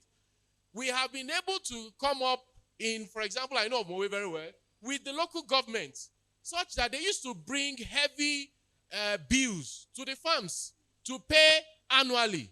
But you know what we did? We just walked up to them, negotiated with them, and we decided that there's a percentage that each farm should pay. And that's all. So any farm that is paying very huge sum is because he's on his own. Once you're under the association, we collect all that together and remit in bulk to the local government. Those are the advantages. So please join us, Poultry Association of Nigeria, any of your state, any of your zones, and I'm sure you will not regret it. Thank you so much once again, sir. Let's put our hands together for him one more time. I want to call up, but we have about, I think, like 2 presentations more, 2 or 3 presentations more before we close for the day. And the next one is Lebuc. Is it Lebuc or Lebuc? Please, I hope I'm calling right. Please, let's put our hands together for him as he comes up to present. Oh, you're not ready? Yeah.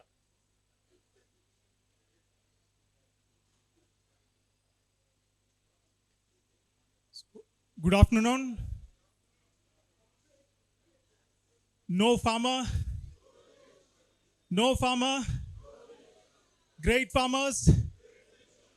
Thank you for the wonderful people of Nigeria for giving me an opportunity. Thank you.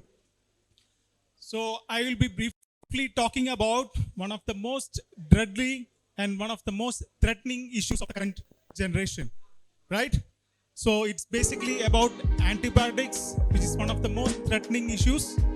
So how to come out of the usage of antibiotics in the regular farming practices? About that, I will be briefing in detail, right?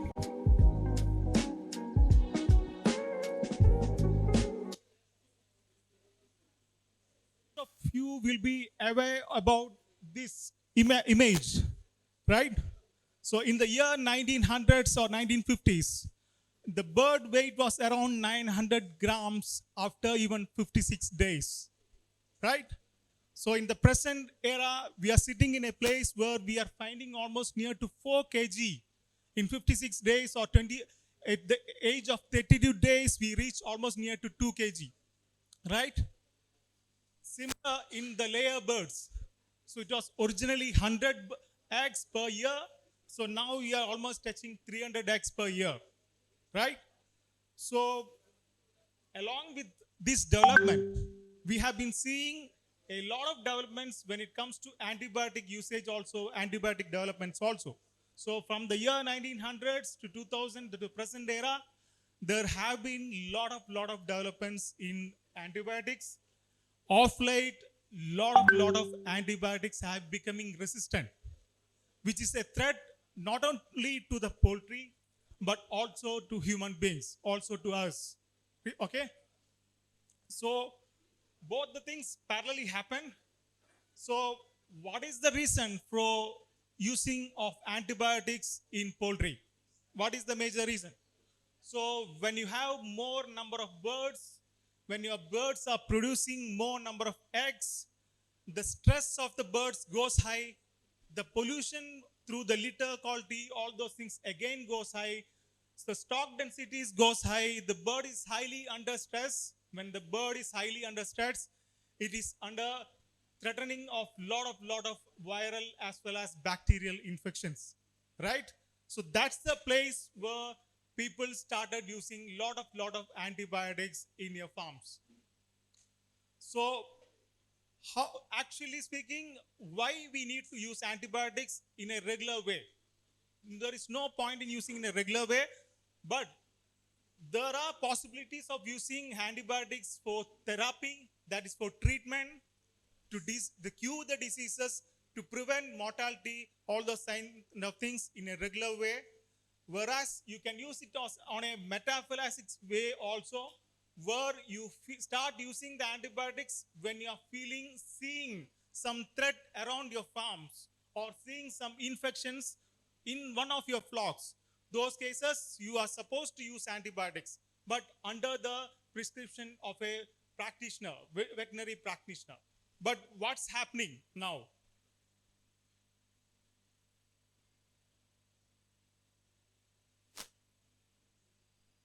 Yeah. So what's happening now? So now an era has come whereas people are not using antibiotics just for treatment. They are using antibiotics on a regular day, regular manner, just to prevent infections, just to improve their growth, just to keep the birds going and producing. So that's what's happening in the current era. But it is causing lot of harm. Knowingly or unknowingly, we are seeing those things happening across the globe. So what happens? If you are using it on a regular basis without any control, without any proper prescription, without any proper plan, the bird starts getting resistance. The microbes inside the bird start getting lot of resistance. So what happens? After few days, your antibiotics stop performing. Antibiotics stop functioning. So your antibiotics will not be of no use after few days of continuous usage. That's what's happening. So that is nothing but antimicrobial resistance, which is actually gaining in lot of pathogenic microbes across the globe. So it is not, I told you, it is not just affecting the birds, it's affecting the human population across the globe. Millions of people are dying every other day just because the antibiotics are great resistance. There is no, people are getting infected, antibiotics are being given as a treatment protocol, but absolutely no effect, absolutely no relief of infection, and people are dying, right? So this data shows across the globe, lot of people are dying. Many of the microorganisms in the farm, like E. coli, Salmonella, Klebsiella, all are gaining lot of resistance to antibiotics, which is a big threat not only for poultry but also for the human race, right?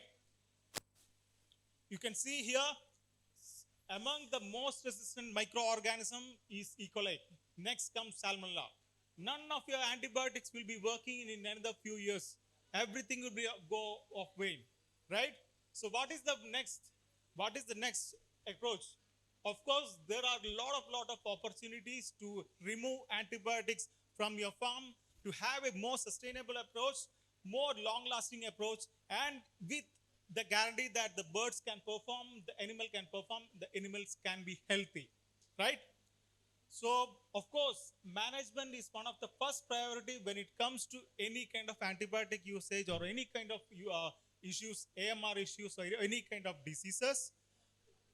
So there are a lot of management practices like biosecurity, environment, all those kind of things. I'll not go into the details of those kind of things. But across the world, if you see, many times the management also fails. Even management also is under a lot of issues due to human resources. So complete security cannot be obtained by just following the management. But now there are opportunities using lot of ingredients through which, even though if your management fails, your supplements can get into the picture and do lot of benefits to the bird, and you can literally remove antibiotics completely from your farm, right? So one of the major candidate for this is probiotics. One of the wonderful creature of nature, probiotics. I'll come to the detail later. You have phytomolecules across the globe. Lot of phytomolecules are available which can perform, which can give wonderful performance, wonderful benefits. You have organic acids, you have enzymes, and you have pre and postbiotics. So these are some of the molecules by using which you can totally remove the antibiotic usage in the farm. You can get long-lasting benefit not only in the health of the bird but also in the performance criteria also, right? So you have to protect multiple segments of the bird or multiple organ systems of the bird. The first comes is the gut. So one of the wonderful candidate which I already told is probiotic. So probiotics, one of the most promising character. So you can use probiotics So along with probiotic, you can use enzymes, postbiotics, all those components through which we can improve the health of the gut. So if you can improve the health of the gut, you can definitely reduce a lot of antibiotics. It can reduce, you can improve the performance of the bird, improve the health of the bird, and along with that, you can definitely improve your profitability of also, right? So this is about protecting the gut. So one of the major disease which is affecting the birds across the globe is influenza. Avian influenza. Millions of birds die every other day because of influenza. People are not able to control it through any kind of vaccination, any kind of treatment protocols, any kind of antibiotics. Here it comes herbal molecules. It can do wonders. We are every other day we see phytomolecules doing lot of wonders when it comes to respiratory issues. So you can use a lot of herbal molecules. You can use a lot of essential oils. You can use antioxidants to make your bird more potent, more effective against diseases, to have a better defense system in the bird. So that one more candidate is herbal molecules. Next comes, you have to build the bird's defense system, build the bird's immune system so that it can fight against diseases. Of course, you cannot avoid mortality, but can definitely reduce the number of mortality happening every other day. So you can use a lot of postbiotics, you can use immunity enhancing phytomolecules to increase the bird's immune and defense system. And you have, and as I told earlier, every other molecule which you're using here, like postbiotics, probiotics, enzymes, organic acids, trace minerals, phytomolecules, they just don't prevent infection. They definitely can give you performance appraisal. Definitely. The bird will show you better FCR, bird will show you better weight gain. This has been proved across the globe with numerous number of trials. So you can definitely use those kind of molecules and completely avoid the usage of antibiotics. Now a question arises. I have recently come across one of the data where people say inconsistent results when I use these kind of molecules. I'm not getting the right set of results. I'm not able to sometimes avoid antibiotics. I'm not getting the result. Why so? We'll just go through some of the reasons of that.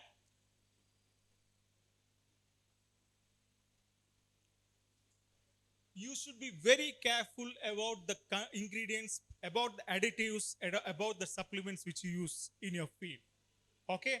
End of the day, the variability in the ingredients, the variability in the composition, variability in the specifications of the ingredients are absolutely important. Substandard ingredients across the globe, any country you take, there are a lot of substandard ingredients, additives and supplements coming across the industry. People are buying it every other day just by seeing the economics. Don't see the economics, don't go for substandard ingredients, because that will definitely give you lot of problems, right? So again, when it comes to substandard ingredients, we have come across multiple adulteration. I come from India. Every other day we see lot of adulteration. Amino acid, 98% pure amino acid coming from a farmer having zero. Antibiotics supposed to have 10% concentration, having zero antibiotics. So adulteration is being one of the major issues across the globe.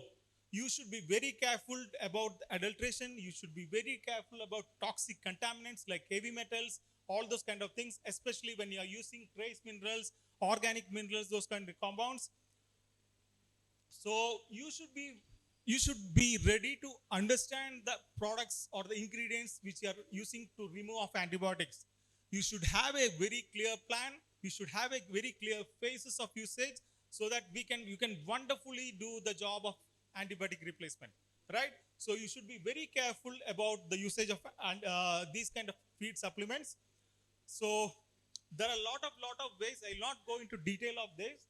There are a lot of ways where you can definitely check every ingredient which you are using, every supplement which you are buying. You can use vendor evaluation. You can see physical visits. You can do vendor audits. you can test their supplements in third-party labs and make sure what you're using is for the right purpose and what you're getting is the right one, right? So you see the global trend.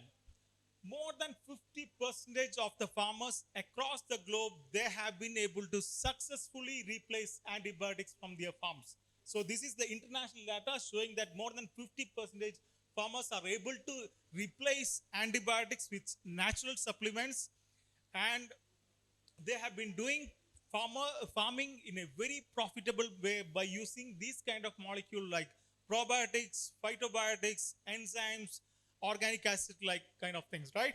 So there are immense possibilities to improve your performance and sustainably remove your antibiotics from your ingredients or supplements, right? So you see, this data shows the efficacy of some of the major molecules which I already have discussed. These major molecules like organic acids, phytogenics, enzymes, probiotics, these all molecules can definitely replace. So this is the data from the farmers where they have given the testimonial that by using these kind of ingredients, I have been successfully able to replace the antibiotics from my farm. So you should have a proper implementation plan, as I have previously told. You should assess your biosecurity. Of course, that is the primary thing. And many times when you are accessible security, your biosecurity fails, you can definitely have some improvement with your feed supplements, natural molecules. So you should have a proper targeted feed additives based on the problems which you are facing in the farm. You should definitely evaluate your additives, as I told, through multiple possibilities. Yeah, thank you. Possibilities. So I represent Zeus Biotech, which is a 34-plus-year-old company. We are one of the leading manufacturers of biotechnology-based supplements in India, and we do manufacture probiotics, phytobiotics, those kind of compounds. We have been selling our products in 25+ countries, and we are doing, even in Nigeria, we've been doing business for more than 10 years with some of the major integrators. So we have a wonderful research and analytical lab. Anytime we request our customers, our farmers to do a visit to our facility, understand what we are doing. Like any other supplement manufacturer, you should know, you should understand what you're buying, where you're buying, how you're buying, and audit them whether they are getting the really manufacturing, or they are just doing some formulations, all those kind of things. Be confident about those kind of things, asking them documents, all those kind of things. So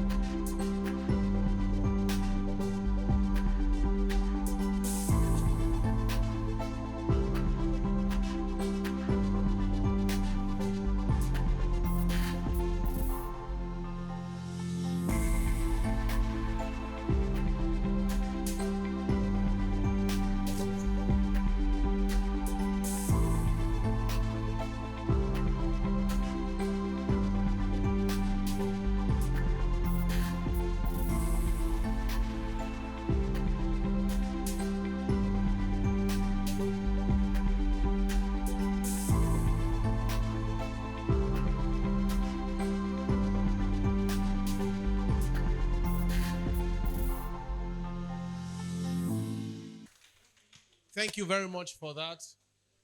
Please, okay, please, if you have further questions or inquiries, you can meet up with them and they will help you with that. I want to bring up Confidence Pharmaceutical up now. Confidence Pharmaceutical Limited. You're welcome to Confidence Pharmaceuticals. All I want to present about this afternoon is the vaccines that is made available by Confidence Pharmaceuticals in Nigeria markets. As the logo reads, they are gateway to animal health. So this afternoon, I have the honor to represent Confidence Pharmaceuticals to present their vaccines that are available in Nigeria markets.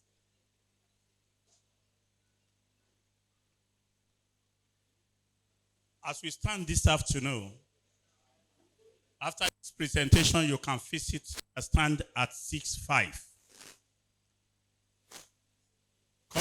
Pharmaceuticals are 6-5 booths, so you can visit them. Thank you. The key to animal health.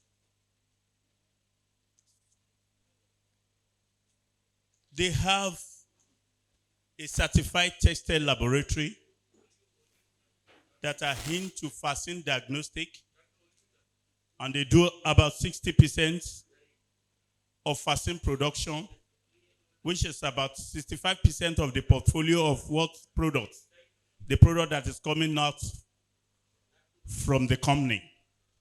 We have about 59 medicines that is being produced, and we have products for disinfections and hygiene that is being produced by these companies. Yeah. I will first talk about the Polynimmune. Polynimmune, which is a life attenuated vaccines. And we have few life attenuated vaccines that is being produced by this company. We have the avian encephalomyelitis for those people that has breeders farm. We have infectious bronchitis life vaccine. We have infectious bursar disease. We have ND Lacota strain. We have the pox and the real vaccine for the breeder farmers. After the live, go back please. After the live vaccines, we have the inactivated oil vaccines. And they comes in IB, infectious bronchitis, ND, which is Lacota, EDH, egg syndrome, real, and salmonella. And we have the autogenous genus vaccines, the ORT, the pastorella vaccines, salmonella vaccines, E. coli, and the staph aureus vaccines. All these are useful in the breeder farms. Now, when we're talking of the autogenous vaccines that they have, especially the E. coli and the salmonella vaccines, you know, all these vaccines are actually a product of the farm, as in they are produced from animal in a specific pathogen-free environment. And all these vaccines are actually from Italy. So, next slide, please. Yeah, we have the strains of the infectious bronchitis. We actually worked on the serovals of the strains of IB. For those people that are farmers, you know that we've been having a lot of challenges with the serotype of IB that is existing in Nigeria. So they came around a few years back, collect the samples that we have in Nigeria, and they were able to come out with these strains of infectious bronchitis that we have. Same with the Newcastle vaccines. And the joy of everything is like they actually broke down these vaccines to 100 doses, 500 doses, and 1,000 doses. So we actually consider the farmers that are having lesser stocks so that they can be able to access these vaccines in lesser doses. So we have the IB in multi, the IB 120, and the IB variant 2. Actually, this IB variant 2 is the one that is so common in Nigeria, and we're having a lot of strains that are actually mutating from this one that we have. So that is why we ask them to come to Nigeria, pick the strains that we have, so that they can come up with these wonderful vaccines they've given us. So we have the encephalomyelitis strains, we have the fowl pox, the infectious tenosynovitis, which is very common in breeders and in turkey farmers. So, and we have salmonellosis. And one thing that is so special about these salmonella vaccines that we have is like, it's actually a trivalent salmonella. Many a time in Nigeria, we have a bivalent salmonella. We have this salmonella actually involving the one that infects human being. Enteritidis is part of what is there. We have these three trivalent strains, and the enteritidis strain is the one that affects human being. So we actually, as we are taking care of the animals too, we are taking care of this infection of salmonella that can be transferred from chicken or from the egg to human being. And that is why the strain of enteritidis is actually included in the salmonella vaccines that they've brought to us. We have the egg drop syndrome, which is polynum NDIBEDS, which is a trivalent. This come in inactivated oil. One thing that is actually wonderful about this inactivated oil is, one, they come with adjuvants. And these adjuvants actually, at the site of injection, reduce irritations. So they did not actually cause damage to the skin of the animal that is actually affected. And at the site of the injection, the vaccines is released gradually to form an immunogenic protection on the animal, and it's not virulent. So it doesn't have a secondary infection after vaccination. And one thing that is special about the Lasotal as well is that this Lasotal doesn't cause egg drop after vaccination, neither does it cause vaccinal reactions in the animal that has been vaccinated. So these are the potentials that is packaged in all these vaccines that is made available by this company. And as I've said earlier, they came with a package that comes in 100 doses, 500 doses, and 1,000 doses. Yeah. I don't want to bother Ross so much about this. I've spoken about the immunogenic protection and the antigenic activities of these vaccines that is being presented. And as a result of this, there is no reactions after this injection has actually been given, these vaccines has been given to animals.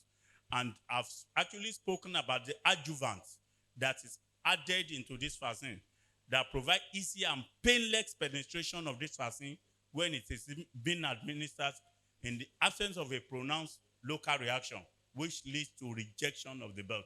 So it doesn't give any secondary or whatsoever infection after vaccination. No post-vaccinal reactions from these vaccines after it's been given. The adjuvant can significantly activate the function of the macrophage. That is actually what we are trying to do, so that this vaccine can actually produce a secondary immune system to reactivate the immune system to protect the animals against the infection that is either a feed infection or the one that is coming from outside. So it's at the point of injection, it's released slowly, and it forms a very wonderful protection, which is actually what works on the animal to give a top-notch result. So we have these strains that are available in Nigeria for Nigerian market now. The Polymoon IBD, which is IBD plus. We have for Gomboro vaccination, we have Polymoon IB, which is a multi-IB. I told you of the strain that was actually isolated from the indigenous strains that we have in Nigeria. We have the Polymoon Lasota. This Lasota can be given to layers birds. It doesn't have a side effect, neither does it drop the production at the farm. And you have the Polymoon NDEDX and IB, which is the triple antigen that can be given to your birds before the onset of laying of eggs. And we have the salmonella, which I've told you before, that this salmonella actually includes the salmonella that infects the human being, which can actually be zoonotic. But this has been taken care of because it has an enteritidis as part of the trivalent that is being given. Thank you for listening. Administration is very simple. Some of the live vaccines can actually be sprayed, or it can be given intraocularly directly to the eyes of the animal, while the inactivated oil can be given either by subcutaneous injection or by intramuscular injection. I've told you there is no site reaction when this vaccination is being administered, neither there is any post-vaccinal reactions in the animal that has been injected. So we have all these vaccines that are made available in 100 doses, 500 doses, and in 1,000 doses in Nigeria market. So Polymoon IB, I told you what is special about the strain is like this strain is actually the strain that is isolated here in Nigeria, because so many of the vaccines that is made available in Nigeria against IB are not actually giving us the expected results. But this has been tested on the field, and it has been proven to be good against the challenges we have in Nigeria markets or in the field of our protection against infectious bronchitis. So, finally, there is cross-protection of the salmonella that we produce, and even the E. coli that is having some other variant that is actually mutating presently on the feed. So, available in Nigeria now. So you can visit our booth 65 downstairs to get more information and the flyers of this. We still include the swine vaccines, and these are inactivated vaccines against Oxford disease, the CSF, and Erispeller diseases in swine. So we have parvovirus infections, inactivated oil vaccines as well, and the autogenous vaccines that is against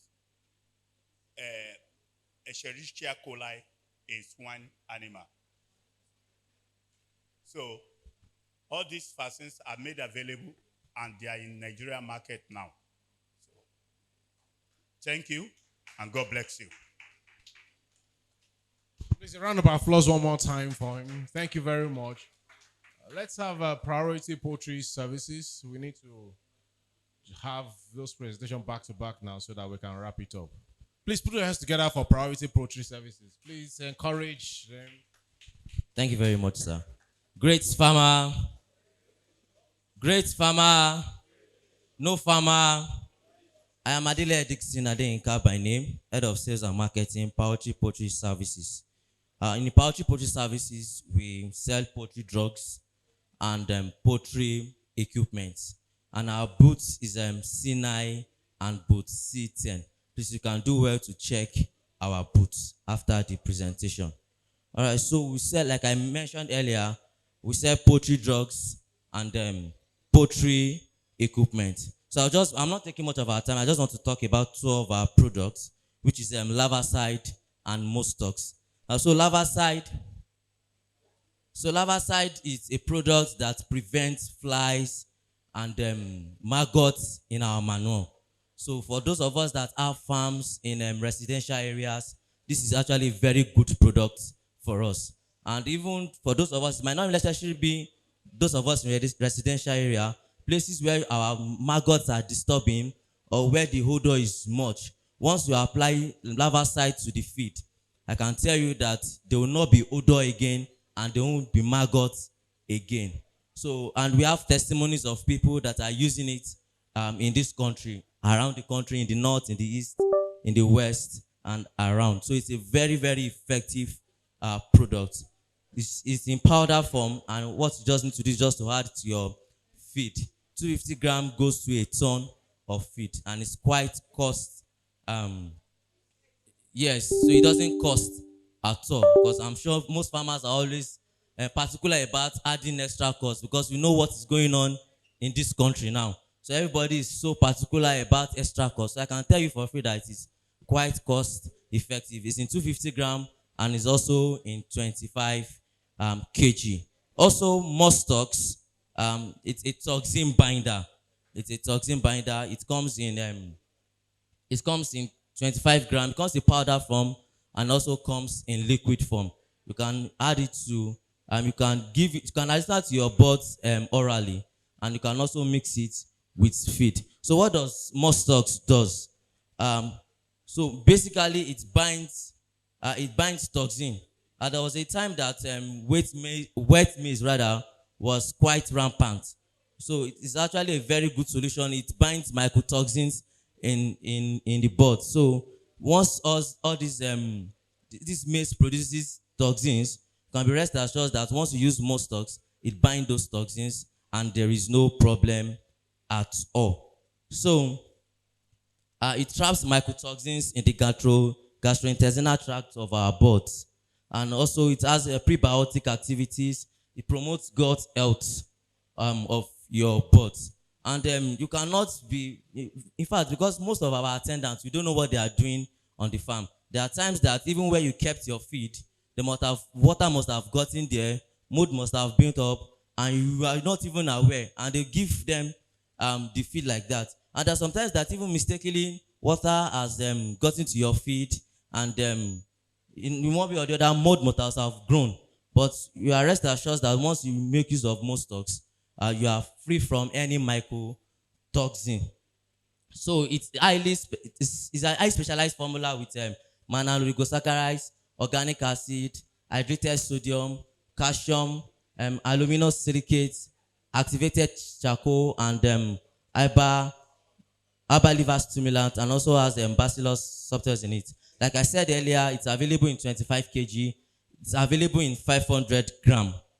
That is a mistake, but it's available in 500 gram, and it's also available in 1 liter and 5 liter presentation. Please, you can do well to check our stand. We also have various products available, equipment, and various drugs. Other drugs include liver tonic, egg run for better egg performance. Aquaguard is a water sanitizer. It is for best of so that drinking water can be purified, to prevent salmonella and the likes. We have stress mate anti-stress. We have cheek booster. These cheek boosters, once you administer it to your broiler, their performance is always top notch. You can have increased weight in a short period of time. And when you have runs among your broiler birds, once you separate them and you give them cheek booster, I can assure you 100% that those birds will pick up. God bless you. We'll be expecting you in our booth. Thank you. Thank you very much. A round of applause. A round of applause. Thank you very much. Please, can we have Agro Precision come up for their presentation? Agro Precision. Please, let's put our hands together for them. Oh, Preciso. Sorry. Good afternoon, ladies and gentlemen. My name is Dr. Nuruddin Lawal. I'm the MD of Agro Preciso Limited. The company is based in Abuja, but we have operations in Ibadan, and then in Abuja and in Kogi State. So we are here exhibiting with one of our partner, very strong partner in France. They are the promoters of the popular Sasso breed bird. It's possible that some of us will have heard about the bird. Exhibiting with them in this exhibition. So the details of the presentation and what the birds look like, our booth is just the booth by the left-hand side. We have some of these birds. They are there for demonstration. You may want to see how they look like. I won't take our time. I will hand over to Mr. Wilfred. Mr. Wilfred is the sales manager here in Africa, representing Africa and beyond. So he will take us through the presentation, the details about the bird, and if we have any question, we are open, and we will also be at our booth to listen to you and attend to some further questions. Thank you very much, Mr. Wilfred. Yeah, thank you very much, Dr. Lawal. A very well. Good afternoon to everybody. I'm really excited to be here today. And the last few days, I have been walking around, and I recognize quite a number of faces. So we have spoken to many people. Today, I want to take you briefly through this presentation and explain to you what the Sasso bird can do for Nigerian poultry farmers. So the title of my presentation is Empowering Nigeria's Poultry Farmers. And in order to empower somebody, you need the right tools and the right birds. So can I ask a question? Has anybody here in the room ever tried to use a knife as a screwdriver, or the other way around, a screwdriver as a knife? I see quite a number of hands. So in many cases, that doesn't work. If you are in an emergency situation, it can work. I've done it myself. You can use a knife as a screwdriver if you don't have a screwdriver. But generally speaking, it's not a good idea. So I think the reason I'm saying this is that we are looking at a specific bird for a specific purpose. And we must remember that. So we must use the right birds in the right, at the right time. So let's get this going. Sasso is a pioneer in traditional poultry. Sasso has been around for more than 40 years in many countries around the world. And a long time ago, they started developing this bird. Why Sasso for Nigeria?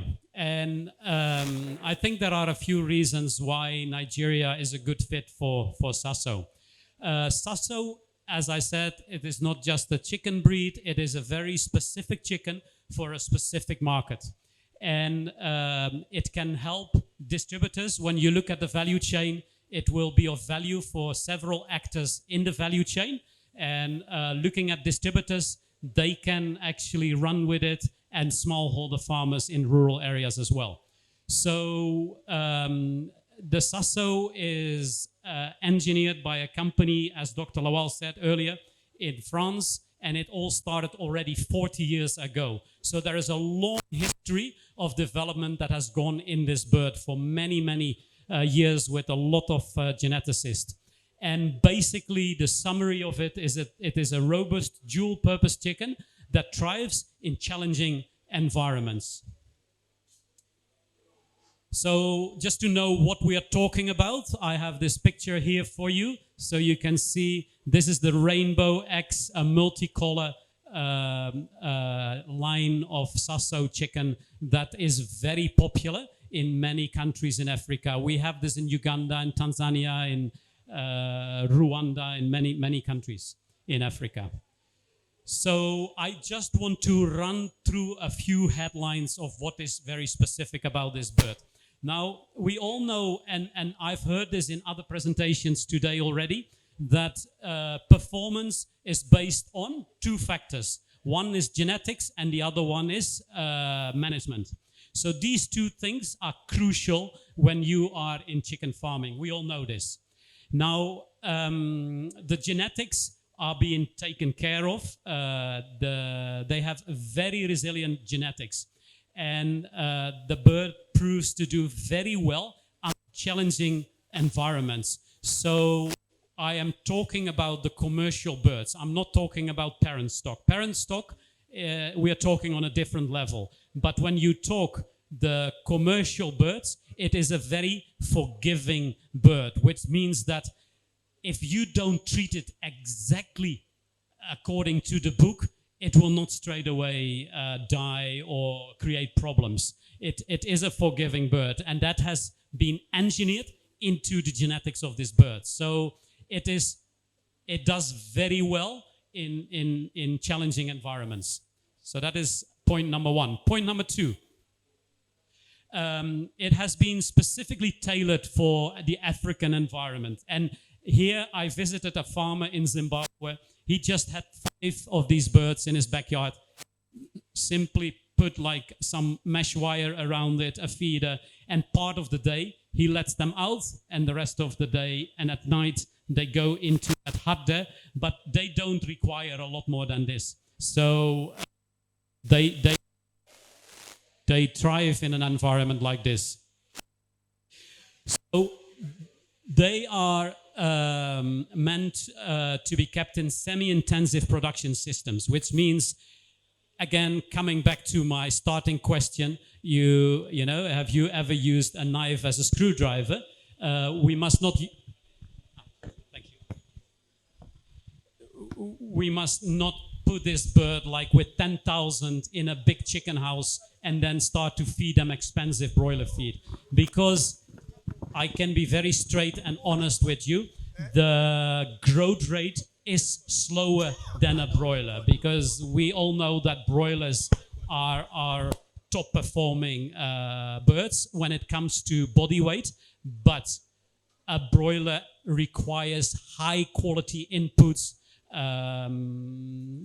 a good housing system, intensive management, a lot of conditions in order to perform well. I often compare a broiler with a Formula One car. You know, it's extremely fast, but it requires a nice road ahead of it, pure fuel, right conditions, then you can go fast and very far. The Sasso is more of a Land Cruiser. It goes a bit slower, but if there is a hole in the road or if there is a bridge washed away, no worries. You'll get through it, but you'll get a bit slower, but you'll get there. So I think that is how you can remember. Then coming back to the components of the feed, since this breed has been engineered as well to scavenge, it is a very aggressive scavenger. So if you put it in a backyard, it actually, you make the day of this chicken if you put it in a backyard, because it will start plowing the soil and it will find every single worm that is in your garden. So in no time, it's just phenomenal, the scavenge ability, which in turn means that it will find a lot of its input just for free if you have the backyard. So that reduces the input that is needed on feed. As this picture explains to you, you can see we all know like a professional or a conventional layer has a daily intake of about 130 grams a day. Now this bird with 30 grams and a lot of scavenging, it is very happy, and you can give it whatever small grains you have available and anything left over from your kitchen as well. Or it's a multi-eater. It loves all sorts of different protein and stuff that it finds. So it's a big cost saver for you. Then a lot of people actually get into the Sasso because of the meat quality. We all remember when we grew up in the village, when we had these chicken that was running around. That is a completely different experience when you eat a chicken like that compared to a broiler. A broiler, you know, is convenient and it's nice and it has, you know, it has the taste of a chicken. But this is not just eating, this is a whole experience when you eat this type of meat. The texture, the flavor, the juiciness, everything is just premium on this, about this chicken. So in a lot of countries, this meat is actually sold as a premium meat and people are fetching a higher price for it. And I'm sure in Nigeria it's the same, that this is like a premium chicken that fetches a higher price in the market. So again, this chicken is a tool to empower people. And I visit hundreds and hundreds of chicken farmers all over Africa. And the single comment that I'm always getting back is that they love the performance of this bird under rural conditions. And in many cases, people told me, they said, you know, before I was working with village chicken or cockerels or something that I could put my hands on, but actually, now that I look back, I think it was actually costing me money instead of giving me money. So it was more of a hobby. Thank you. It was more of a hobby than of a business. So I think when they moved to this breed, they actually started to make money. Right, so who is Sasso? Just quickly the history. Sasso started in the 1950s in France with a farmer that was a bit worried when he saw that all the mainstream companies were going broiler. He was afraid that he was losing the diversity and the specific traditional breeds that were available in France. So he started saving some of these traditional breeds and actually developed them into a breeder farm. And from there, it really took off and they went into the rest of the world. As you can see, in 2017, Hendrix Genetics, whom we all know from Isa Brown, this genetics company actually bought the Sasso Genetics, and we are now part of the bigger Hendrix Genetics group, which has got a worldwide presence in more than 80 countries. And we have 4 grandparent centers around the world from where we supply our parent stock all over the world. So because of being part of Hendrix Genetics, Sasso is benefiting from a lot of research and development. We have an updated breeding program. So I think our strong point really is the research and development that is going on in continuously improving this breed. So just quickly, if we look at the market, we have on the left-hand side, we have the conventional layers, and on the right-hand side, we have the conventional broilers. And Sasso is anything in between. It's like a dual purpose. It is like if you would use this same analogy that I was using, like a knife and a screwdriver. Sasso is not a knife and a screwdriver, but it is like a Leatherman. Do we know a Leatherman? A multi-tool, where you have a knife and a screwdriver together. And you can use it for different purposes. So just remember that. Right, this is the product range that we have. We have birds that can reach 2.2 kilos in 50 days, but also birds that take a longer time. And we must remember the birds that are growing faster are used for meat production. The birds that are growing slower, the females can be used for egg production, backyard egg production. And they're very good egg producers. Right. This is a little bit about the market preference. We've done some research in the past. You can see Ethiopia, Nigeria, and Tanzania. And the purple is the preference for meat, and the green is the preference for eggs. So depending on your market, you can shift between one line or the other. We all have them available. So just in summary, it is good on productivity, adaptability, and consumer demand. And this is all based on a foundation of strong genetic research and development for a long time. So we started with the introduction that we are now partnering with Agro Preciso, and we have this local representative in Abuja. So please, if you are interested, contact us. We are available for support, and we really want to get this going into Nigeria. At the moment, we have birds in Nigeria. If you're interested in running a test, if you want to experience this breed and see how well it does, please get in touch with us. We will get you some chicks so that you can experiment, and we can take it from there. So I think this is a big step today for us. Thank you very much for all listening to my story, and I'm available to answer any questions later. Thank you very much. Thank you, sir. I hope we are not tired. I honestly hope we are not tired. Please don't be. We are rounding up soon. With a round of applause, can you join me to welcome CF Feed? CF Feed.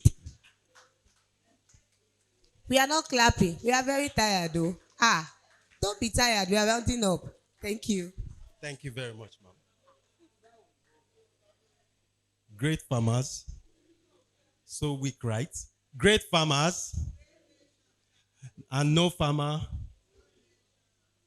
I'm Aliu Timitokwe, Technical Manager for CF Feeds Nigerian Limited. So CF Feed, we're a poultry feed producing company. We are located at kilometer 65, Lagos-Ibadan Expressway, Ogere. And we are here to let you into a lot of the products we have here.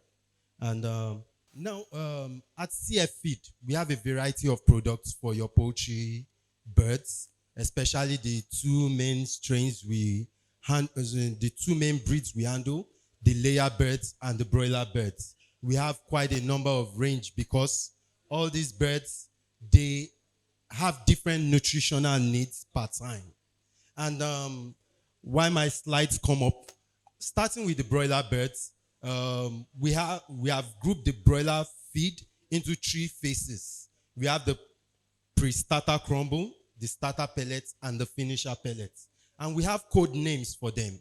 For the professional feed, we have them as 101 for the pre-starter pellets, 102 for the starter pellets, and 103 for the broiler finisher pellets.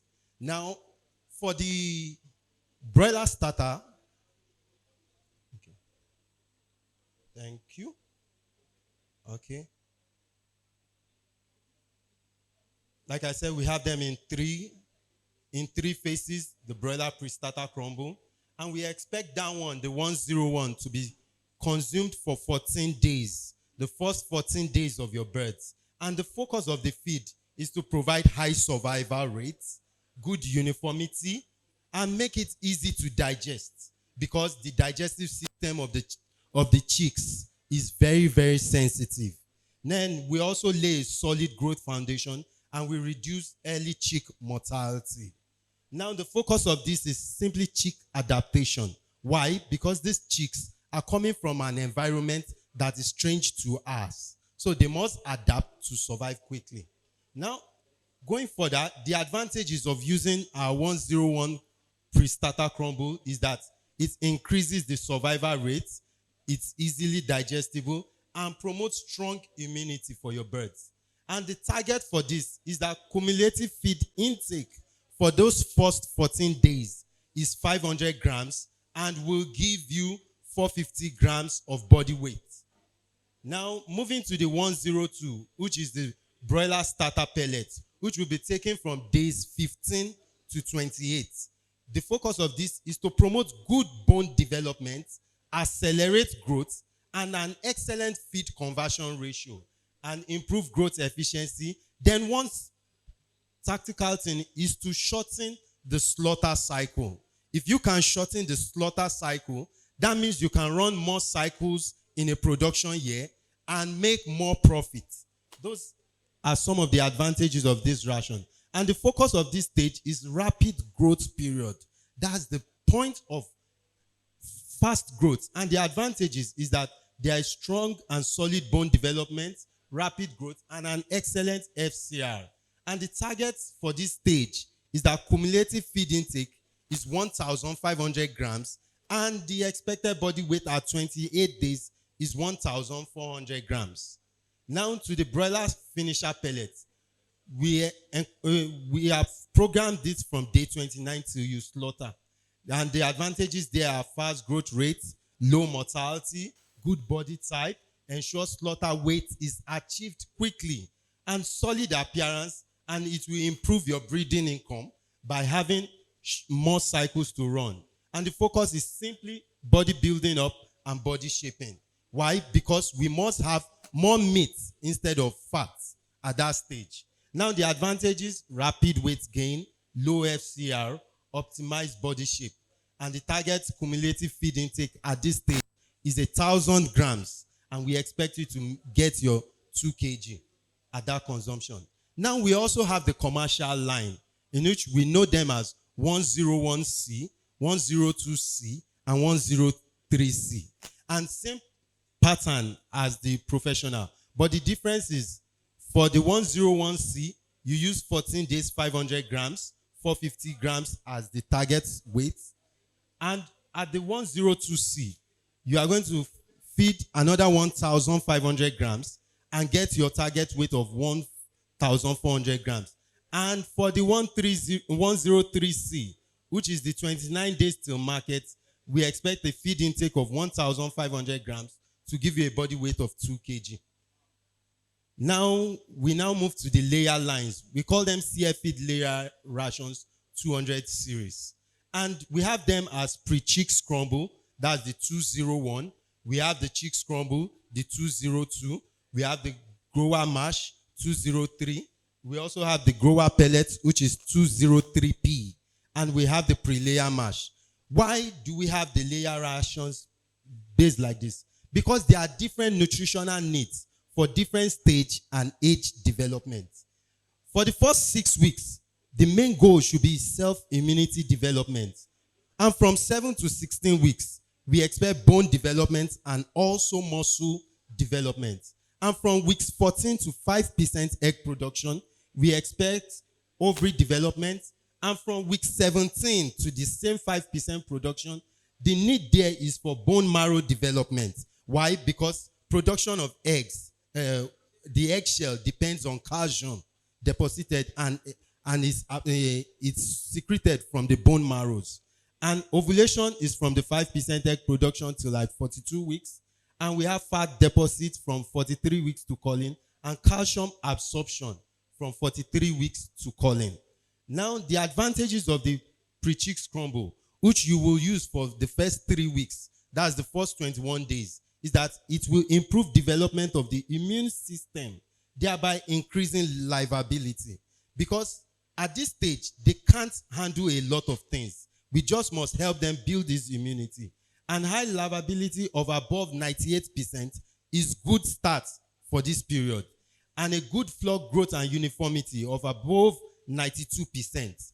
We don't want a disparity in the growth rate of your birds. Now, it also increases feed intake of chicks and promotes good weight gain.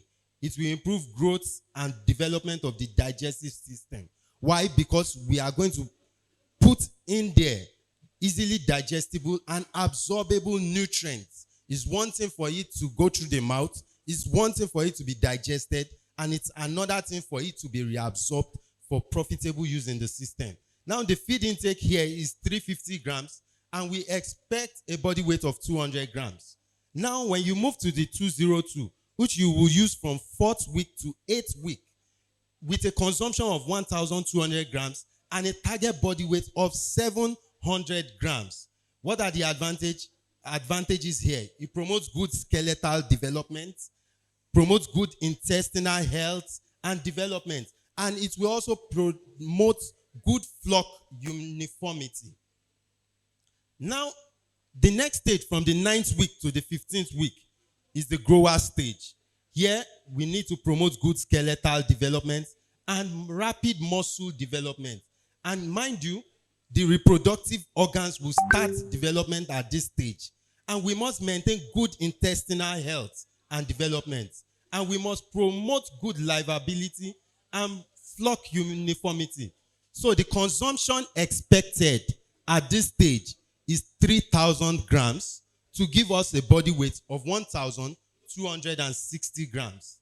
And advantages of the layer ration, which will be taken from the 16th week to 5% egg production. I'm sure we all know the meaning of 5% production. Once you have 5% of your birds laying, you need to switch because the need changes at that time. Now for the pre-layer mash, we must improve calcium absorption and storage.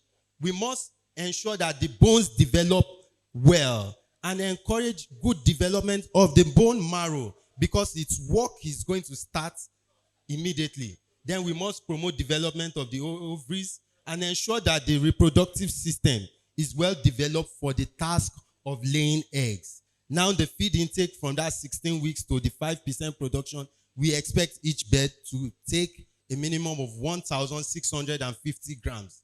And at the target weight at the end of at the point of 5% production, they should be 1,500 grams. Because egg production is of two functions, of age and of weight. They must work hand in hand. Now for our layer rations, we have them to meet your needs. We have them as the professional, which is the 205. We have the commercial, the 205C. We have the layer pellet, which is 205P. And we also have the economy, which is 205P mash. And these 4 lines are to meet our farmers at each point of need. What are the advantages of the layer lines? Helps the bird to achieve laying peak early and maintain it for 8 to 10 months. It increases egg weight while birds achieve peak production. Because we look at 2 things.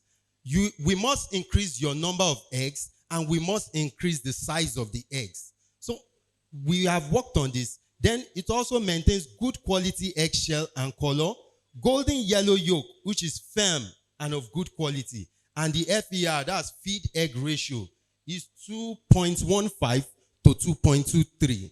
That means the number of eggs you get per kilo of feed you feed. These are things we have worked on. And the average weight total of eggs produced in one laying year should range between 19 kilos to 21 kilograms. And the expected feed intake for a year production cycle is 23 grams. That's 23 kg per bed. And the target weight at the end of that cycle should be 2 kg.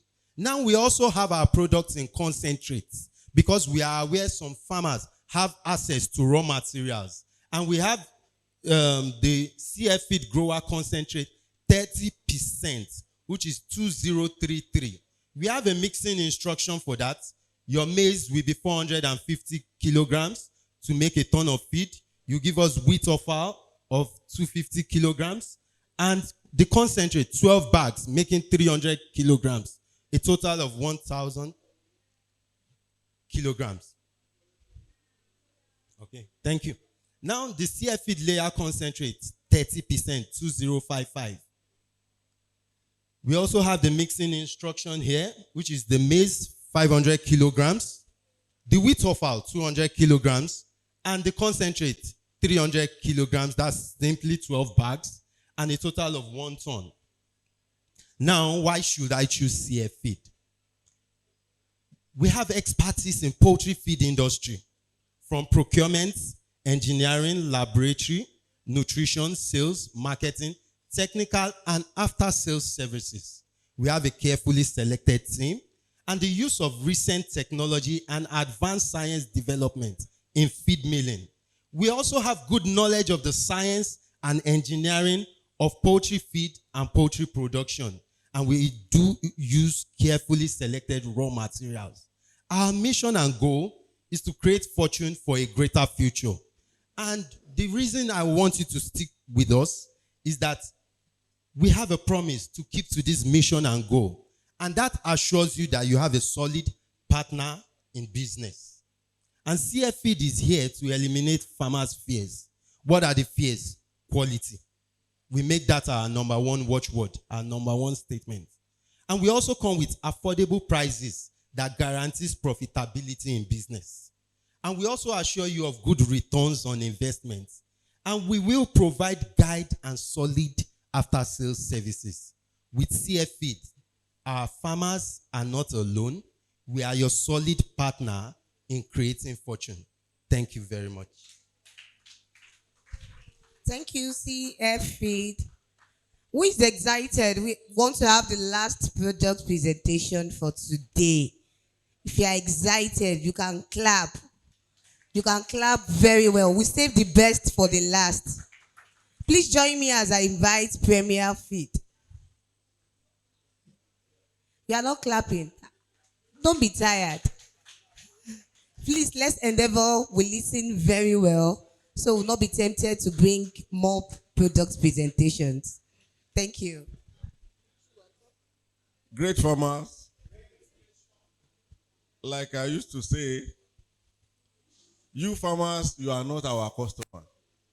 I know many people will say, why? You are our partner.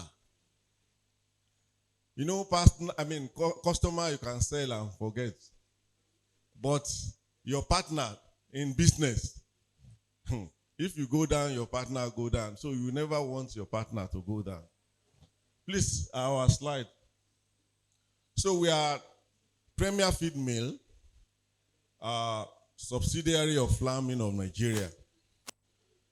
Farming of Nigeria have several branches, and we belong to the agro group. Under that agro group, we still have fertilizer, we have cassava. I know some of the farmers used to say, what if there is we don't have enough raw material? What will happen? Or they will say, maybe we are not planting maize. We do more than planting maize. But today, I want to introduce one of our most recent products, and that is Broiler Plus. You know, Broiler Premium. Some people, most of our farmers always ask for professional. But I want to say today, we nutritionists, let me go down. We have focus. Climate smart farming. Meaning that don't give more than what your bird needs. If you give more than what your bird needs, you are contributing problem to the environment. Even the animal itself, you are contributing much work for that bird to do, or animal to do. So we do precision formulation, which means what your bird needs to attain a particular weight at a particular time. And in this my presentation, I'm not going to only talk on this is what I want to sell, this is what I want to sell, but what can still put us in the business. So this feed that we call premium broiler feed is designed for excellent performance, profit, and precision feeding. There's different from, say, I want to raise, or I want to go into business. And at the end of the day, are you getting enough business? Are you getting enough profit? Like I used to describe to farmers, demonstration. If you go for cheaper feed, your profit will be like this. And if you go for most expensive feed, because we have to tell you the truth, it's what we study, and we have to enlighten farmer. If you go for expensive feed, your profit is going to be like this. Unless you are what? You are an integrator. You see, what we are practicing this day is what? Is agribusiness, not agriculture. So if you want to raise broiler, is that your broiler going to, do you have power on the final product? But an integrator have that power. Is the one that will hatch, is the one that will provide feed, is the one that will raise the bed, is the one that will process, and at the end of the day, is the one that will sell. So we farmers that we don't have control on this value chain, we have to shine our what? Our eye and see how we want to. So if you go for top feed products, I'm going to show you the graph later. You see, the graph is in between. The profit is as big as this. But if it's going for cheaper feed, it's like this. Going for most expensive feed, it's like this. So it's better you have a profit is as big as this. So, and the nutrient digestibility, you see, in nutrition, there's something we call apparent digestibility. If you want to know whether your bird consume this feed and utilize it. And we go beyond that, because apparent nutrient digestibility is going to, it will not tell you that there are some nutrients that are loose, that you waste your energy, that you use your money to buy, that are already outside. The protein you use your money to buy are already outside.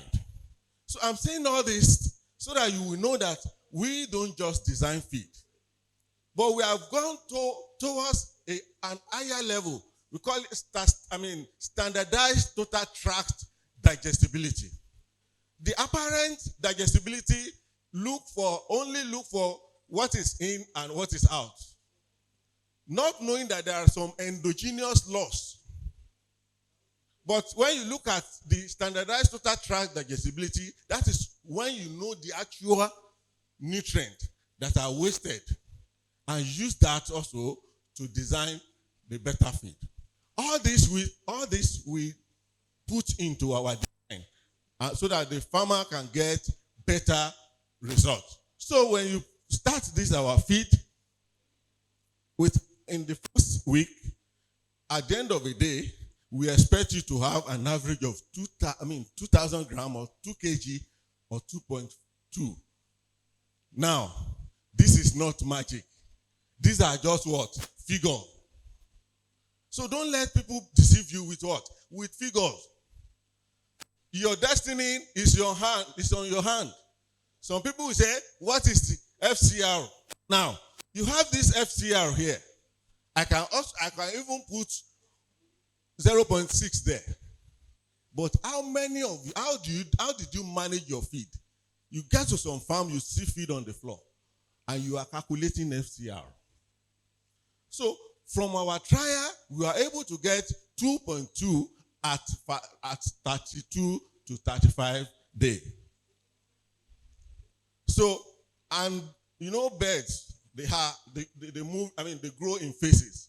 The phase 1, which is the starter phase, some people don't know that the early growth is very, very important, because that is when the organ that will help what? That will help even the immunity, development, organ that will help the digestion. That is when all these organs grow. But if you don't give better care at this level, what it means is that the organ will not grow, and when you now want them to resist disease, there will be problem. Now that comes into the brooding system. Many of us, I was in a place yesterday, I was talking about digitalization of your farm. That is, you know the pH of the water, you know the temperature, you know the ammonia level of your broiler, of the pen. That can affect the performance of the bird. But at the end of the day, one man said they use ant like this. If you use ant like that, you may not be a profitable farmer. So I now want to let you know, broiler rearing, you see, it's not just magic. I used to tell farmer, we are not selling magic magic feed. Broiler rearing is just like Formula 1 race. Where at start like that, you don't wait for anything. At the end of the day, because broiler are fast-growing animals that need constant care. If you don't care for them, there is going to be problem. There's no room for mistake. And when something goes wrong, you have to be you have to take caution immediately, or else it is very, very expensive. So you can see that even the breeder, some people don't know that Toyota can run so kilometer per hour. You want Toyota now to run like what? Like Mercedes. Or another brand of car that can run faster. So most of these breeder, they have target. For example, this is Cobb. I'm going to show you other breeds and how they perform. Now let me tell you, the brooding that I mentioned the other time, if the temperature is not adequate, if you are the type of farmer that use hand to check your pen, you still have a lot road to cover. So then the feed. Are the feed getting to your bed? There was a farmer that complained that the birds are not eating. Why? When we got there, they don't have enough They don't have enough light. So at the end of the day, if water is not also available, that our golden premium feed will not give you result. We have to tell you the truth because we want you to be profitable. Then the ventilation as well as the lighting, as I have discussed earlier. Then farmer also, broiler farmer, you have also to be cautious that when you get to average of 6 weeks in production, it's better you have your bed for sales. The moment you are moving from 6 to 7 weeks, 8 weeks, the bed will be hitting more and your profit will get thin and thin. So we have to let you know, you must have market for your broiler before you start at all. Then I mentioned the other time that if you have different breed, they have different design. Like if you have 42 gram to start with in a cob, and in Abeokuta, at the end of the day, you meet up with your 2 kg. But let me tell you, if you mistakenly get something like 38 for Abeokuta, it's not miracle. The design said their own design. If you get it, maybe by permutation. But if it's cob, it's starting. Now, many of us will go to the hatchery to book our bed. At the end of the day, when we are booking, you will not check. I was discussing with one of the hatchery people this morning. I said, can somebody buy a car of 20 million?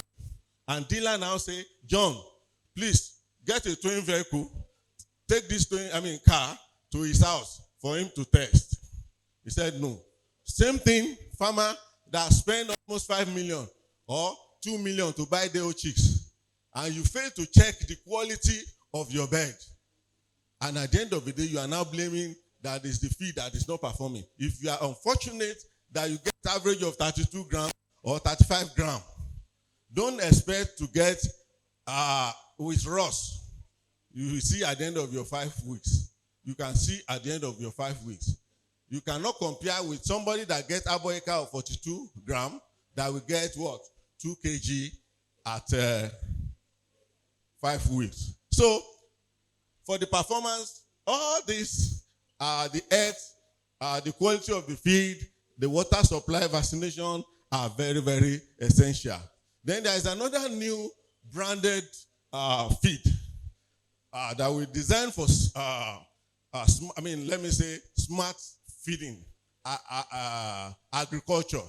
You see, when there was crisis, when your bird start getting older, I know many of us, because I'm also a farmer, that we start mixing, going to milling, or let me say mixing grower with layer, because my birds are getting older.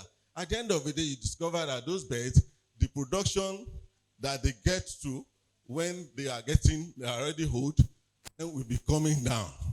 So we designed this feed for those farmers that have that stress, that have that problem. Your birds are growing older.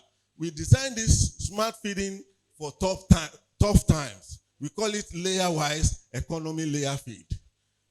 This feed, you can start from, let's say, 45 weeks old upward. You can start from 45, you can start from 50, you can start from 60 upward. The time that you will sell that particular batch of animal. What is this smart feeding? What is it telling you? It's telling us that you are cutting costs and you are sustaining the performance of the bed, and you keep your layer productive at affordable price. So if you try layer-wise, you will never regret it. Your profit, even when you want to sell those beds, you know those guys, those middlemen or middlewomen, they will be looking for the weight.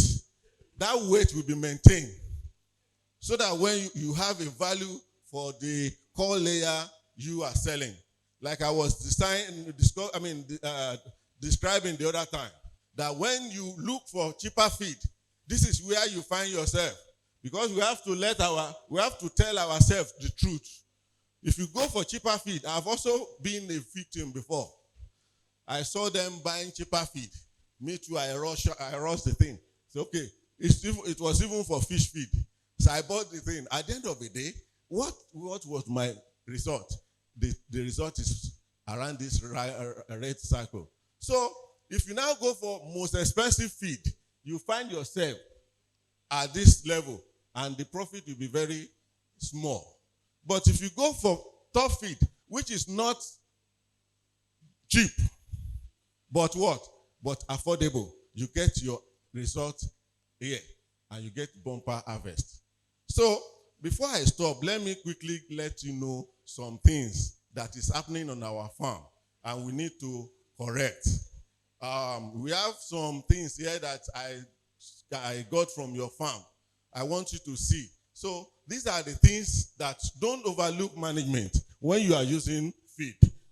Because if you overlook management, that farmer at the end of the day will not find it easy. Look at where farmers are raising bird. Look at the feeder. Feed is moving out. Look at the wire gauze. Blocked by what? By what? By cobwebs.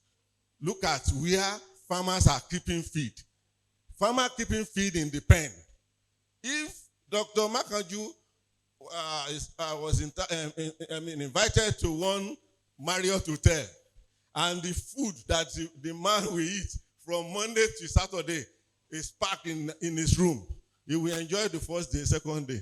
The third day, he say, I'm not having appetite. Because the thing will be smelling to him. Not only that happen in poultry pen, the body odor will be entering what? The feed. At the end of the day, when you present this feed to your bed, it's no more fresh. And you know that for better performance, you need fresh feed. So you can see that this one are not got good. They are not got good. This even my farmer, some of my farmer, you can see. So if you practice this, you can see here. If you pour feed there, you see feed on the floor. You will see many things before we go. See feed on the floor. Somebody was saying that they don't lose much. But I now ask him, if you start picking one spoon of feed, put it in an empty bag, before end of the month, what do you get? You get more than 5 kg, almost 10 kg. And you know that a single grain of feed now is what? Is money. See where our farmers, where they keep feed. These are bad practices. See where farmer kept feed on the floor, and you can see water. The most expensive feed. Feed are very, very expensive now. You need to keep them very well. See offloading into the warehouse or into your farm. Some of your offloader, they now use what? They use feed as their stepping stone. If you continue this practice, no matter how expensive your feed is, result may not come out. You know, I say we are partner. You can see when you get to some farm, I visited this farm and I discovered this. This Yoruba, we call it gede gede. Can you drink water with this gede gede cup? See a farm, an existing farm, see cobweb. So with all this, if you want to make profit, see, you can see. So if this thing is happening on your farm, if you use the most golden feed from heaven, that result may not come. So, as I said earlier, we have our layer wise at late lay level, 40 upward, and that will sustain production and manage drop in production. That sharp drop in production that you do experience, you will try to, it will be avoided. So you can see the body development in your grower. And at the end of the day, many of you will say, we are getting 75%, we are getting 60%. What is the uniformity of your flock? Your uniformity of your flock will determine your performance. If your bird don't have even weight, at the end of the day, don't expect big percentage production. Thank you. God bless you. Thank you very much for that presentation. And with this, we have come to the end of the second day of Nigerian Poultry Show 2025. We want to say thank you. You want to? Coca-Cola, okay, no problem. We want to thank you for being a part of it, for making it a beautiful experience on the second day of the Poultry Show. And of course, as you all know, it's not the end yet. We still have one more day to go, and we still have lots of presentation to make tomorrow.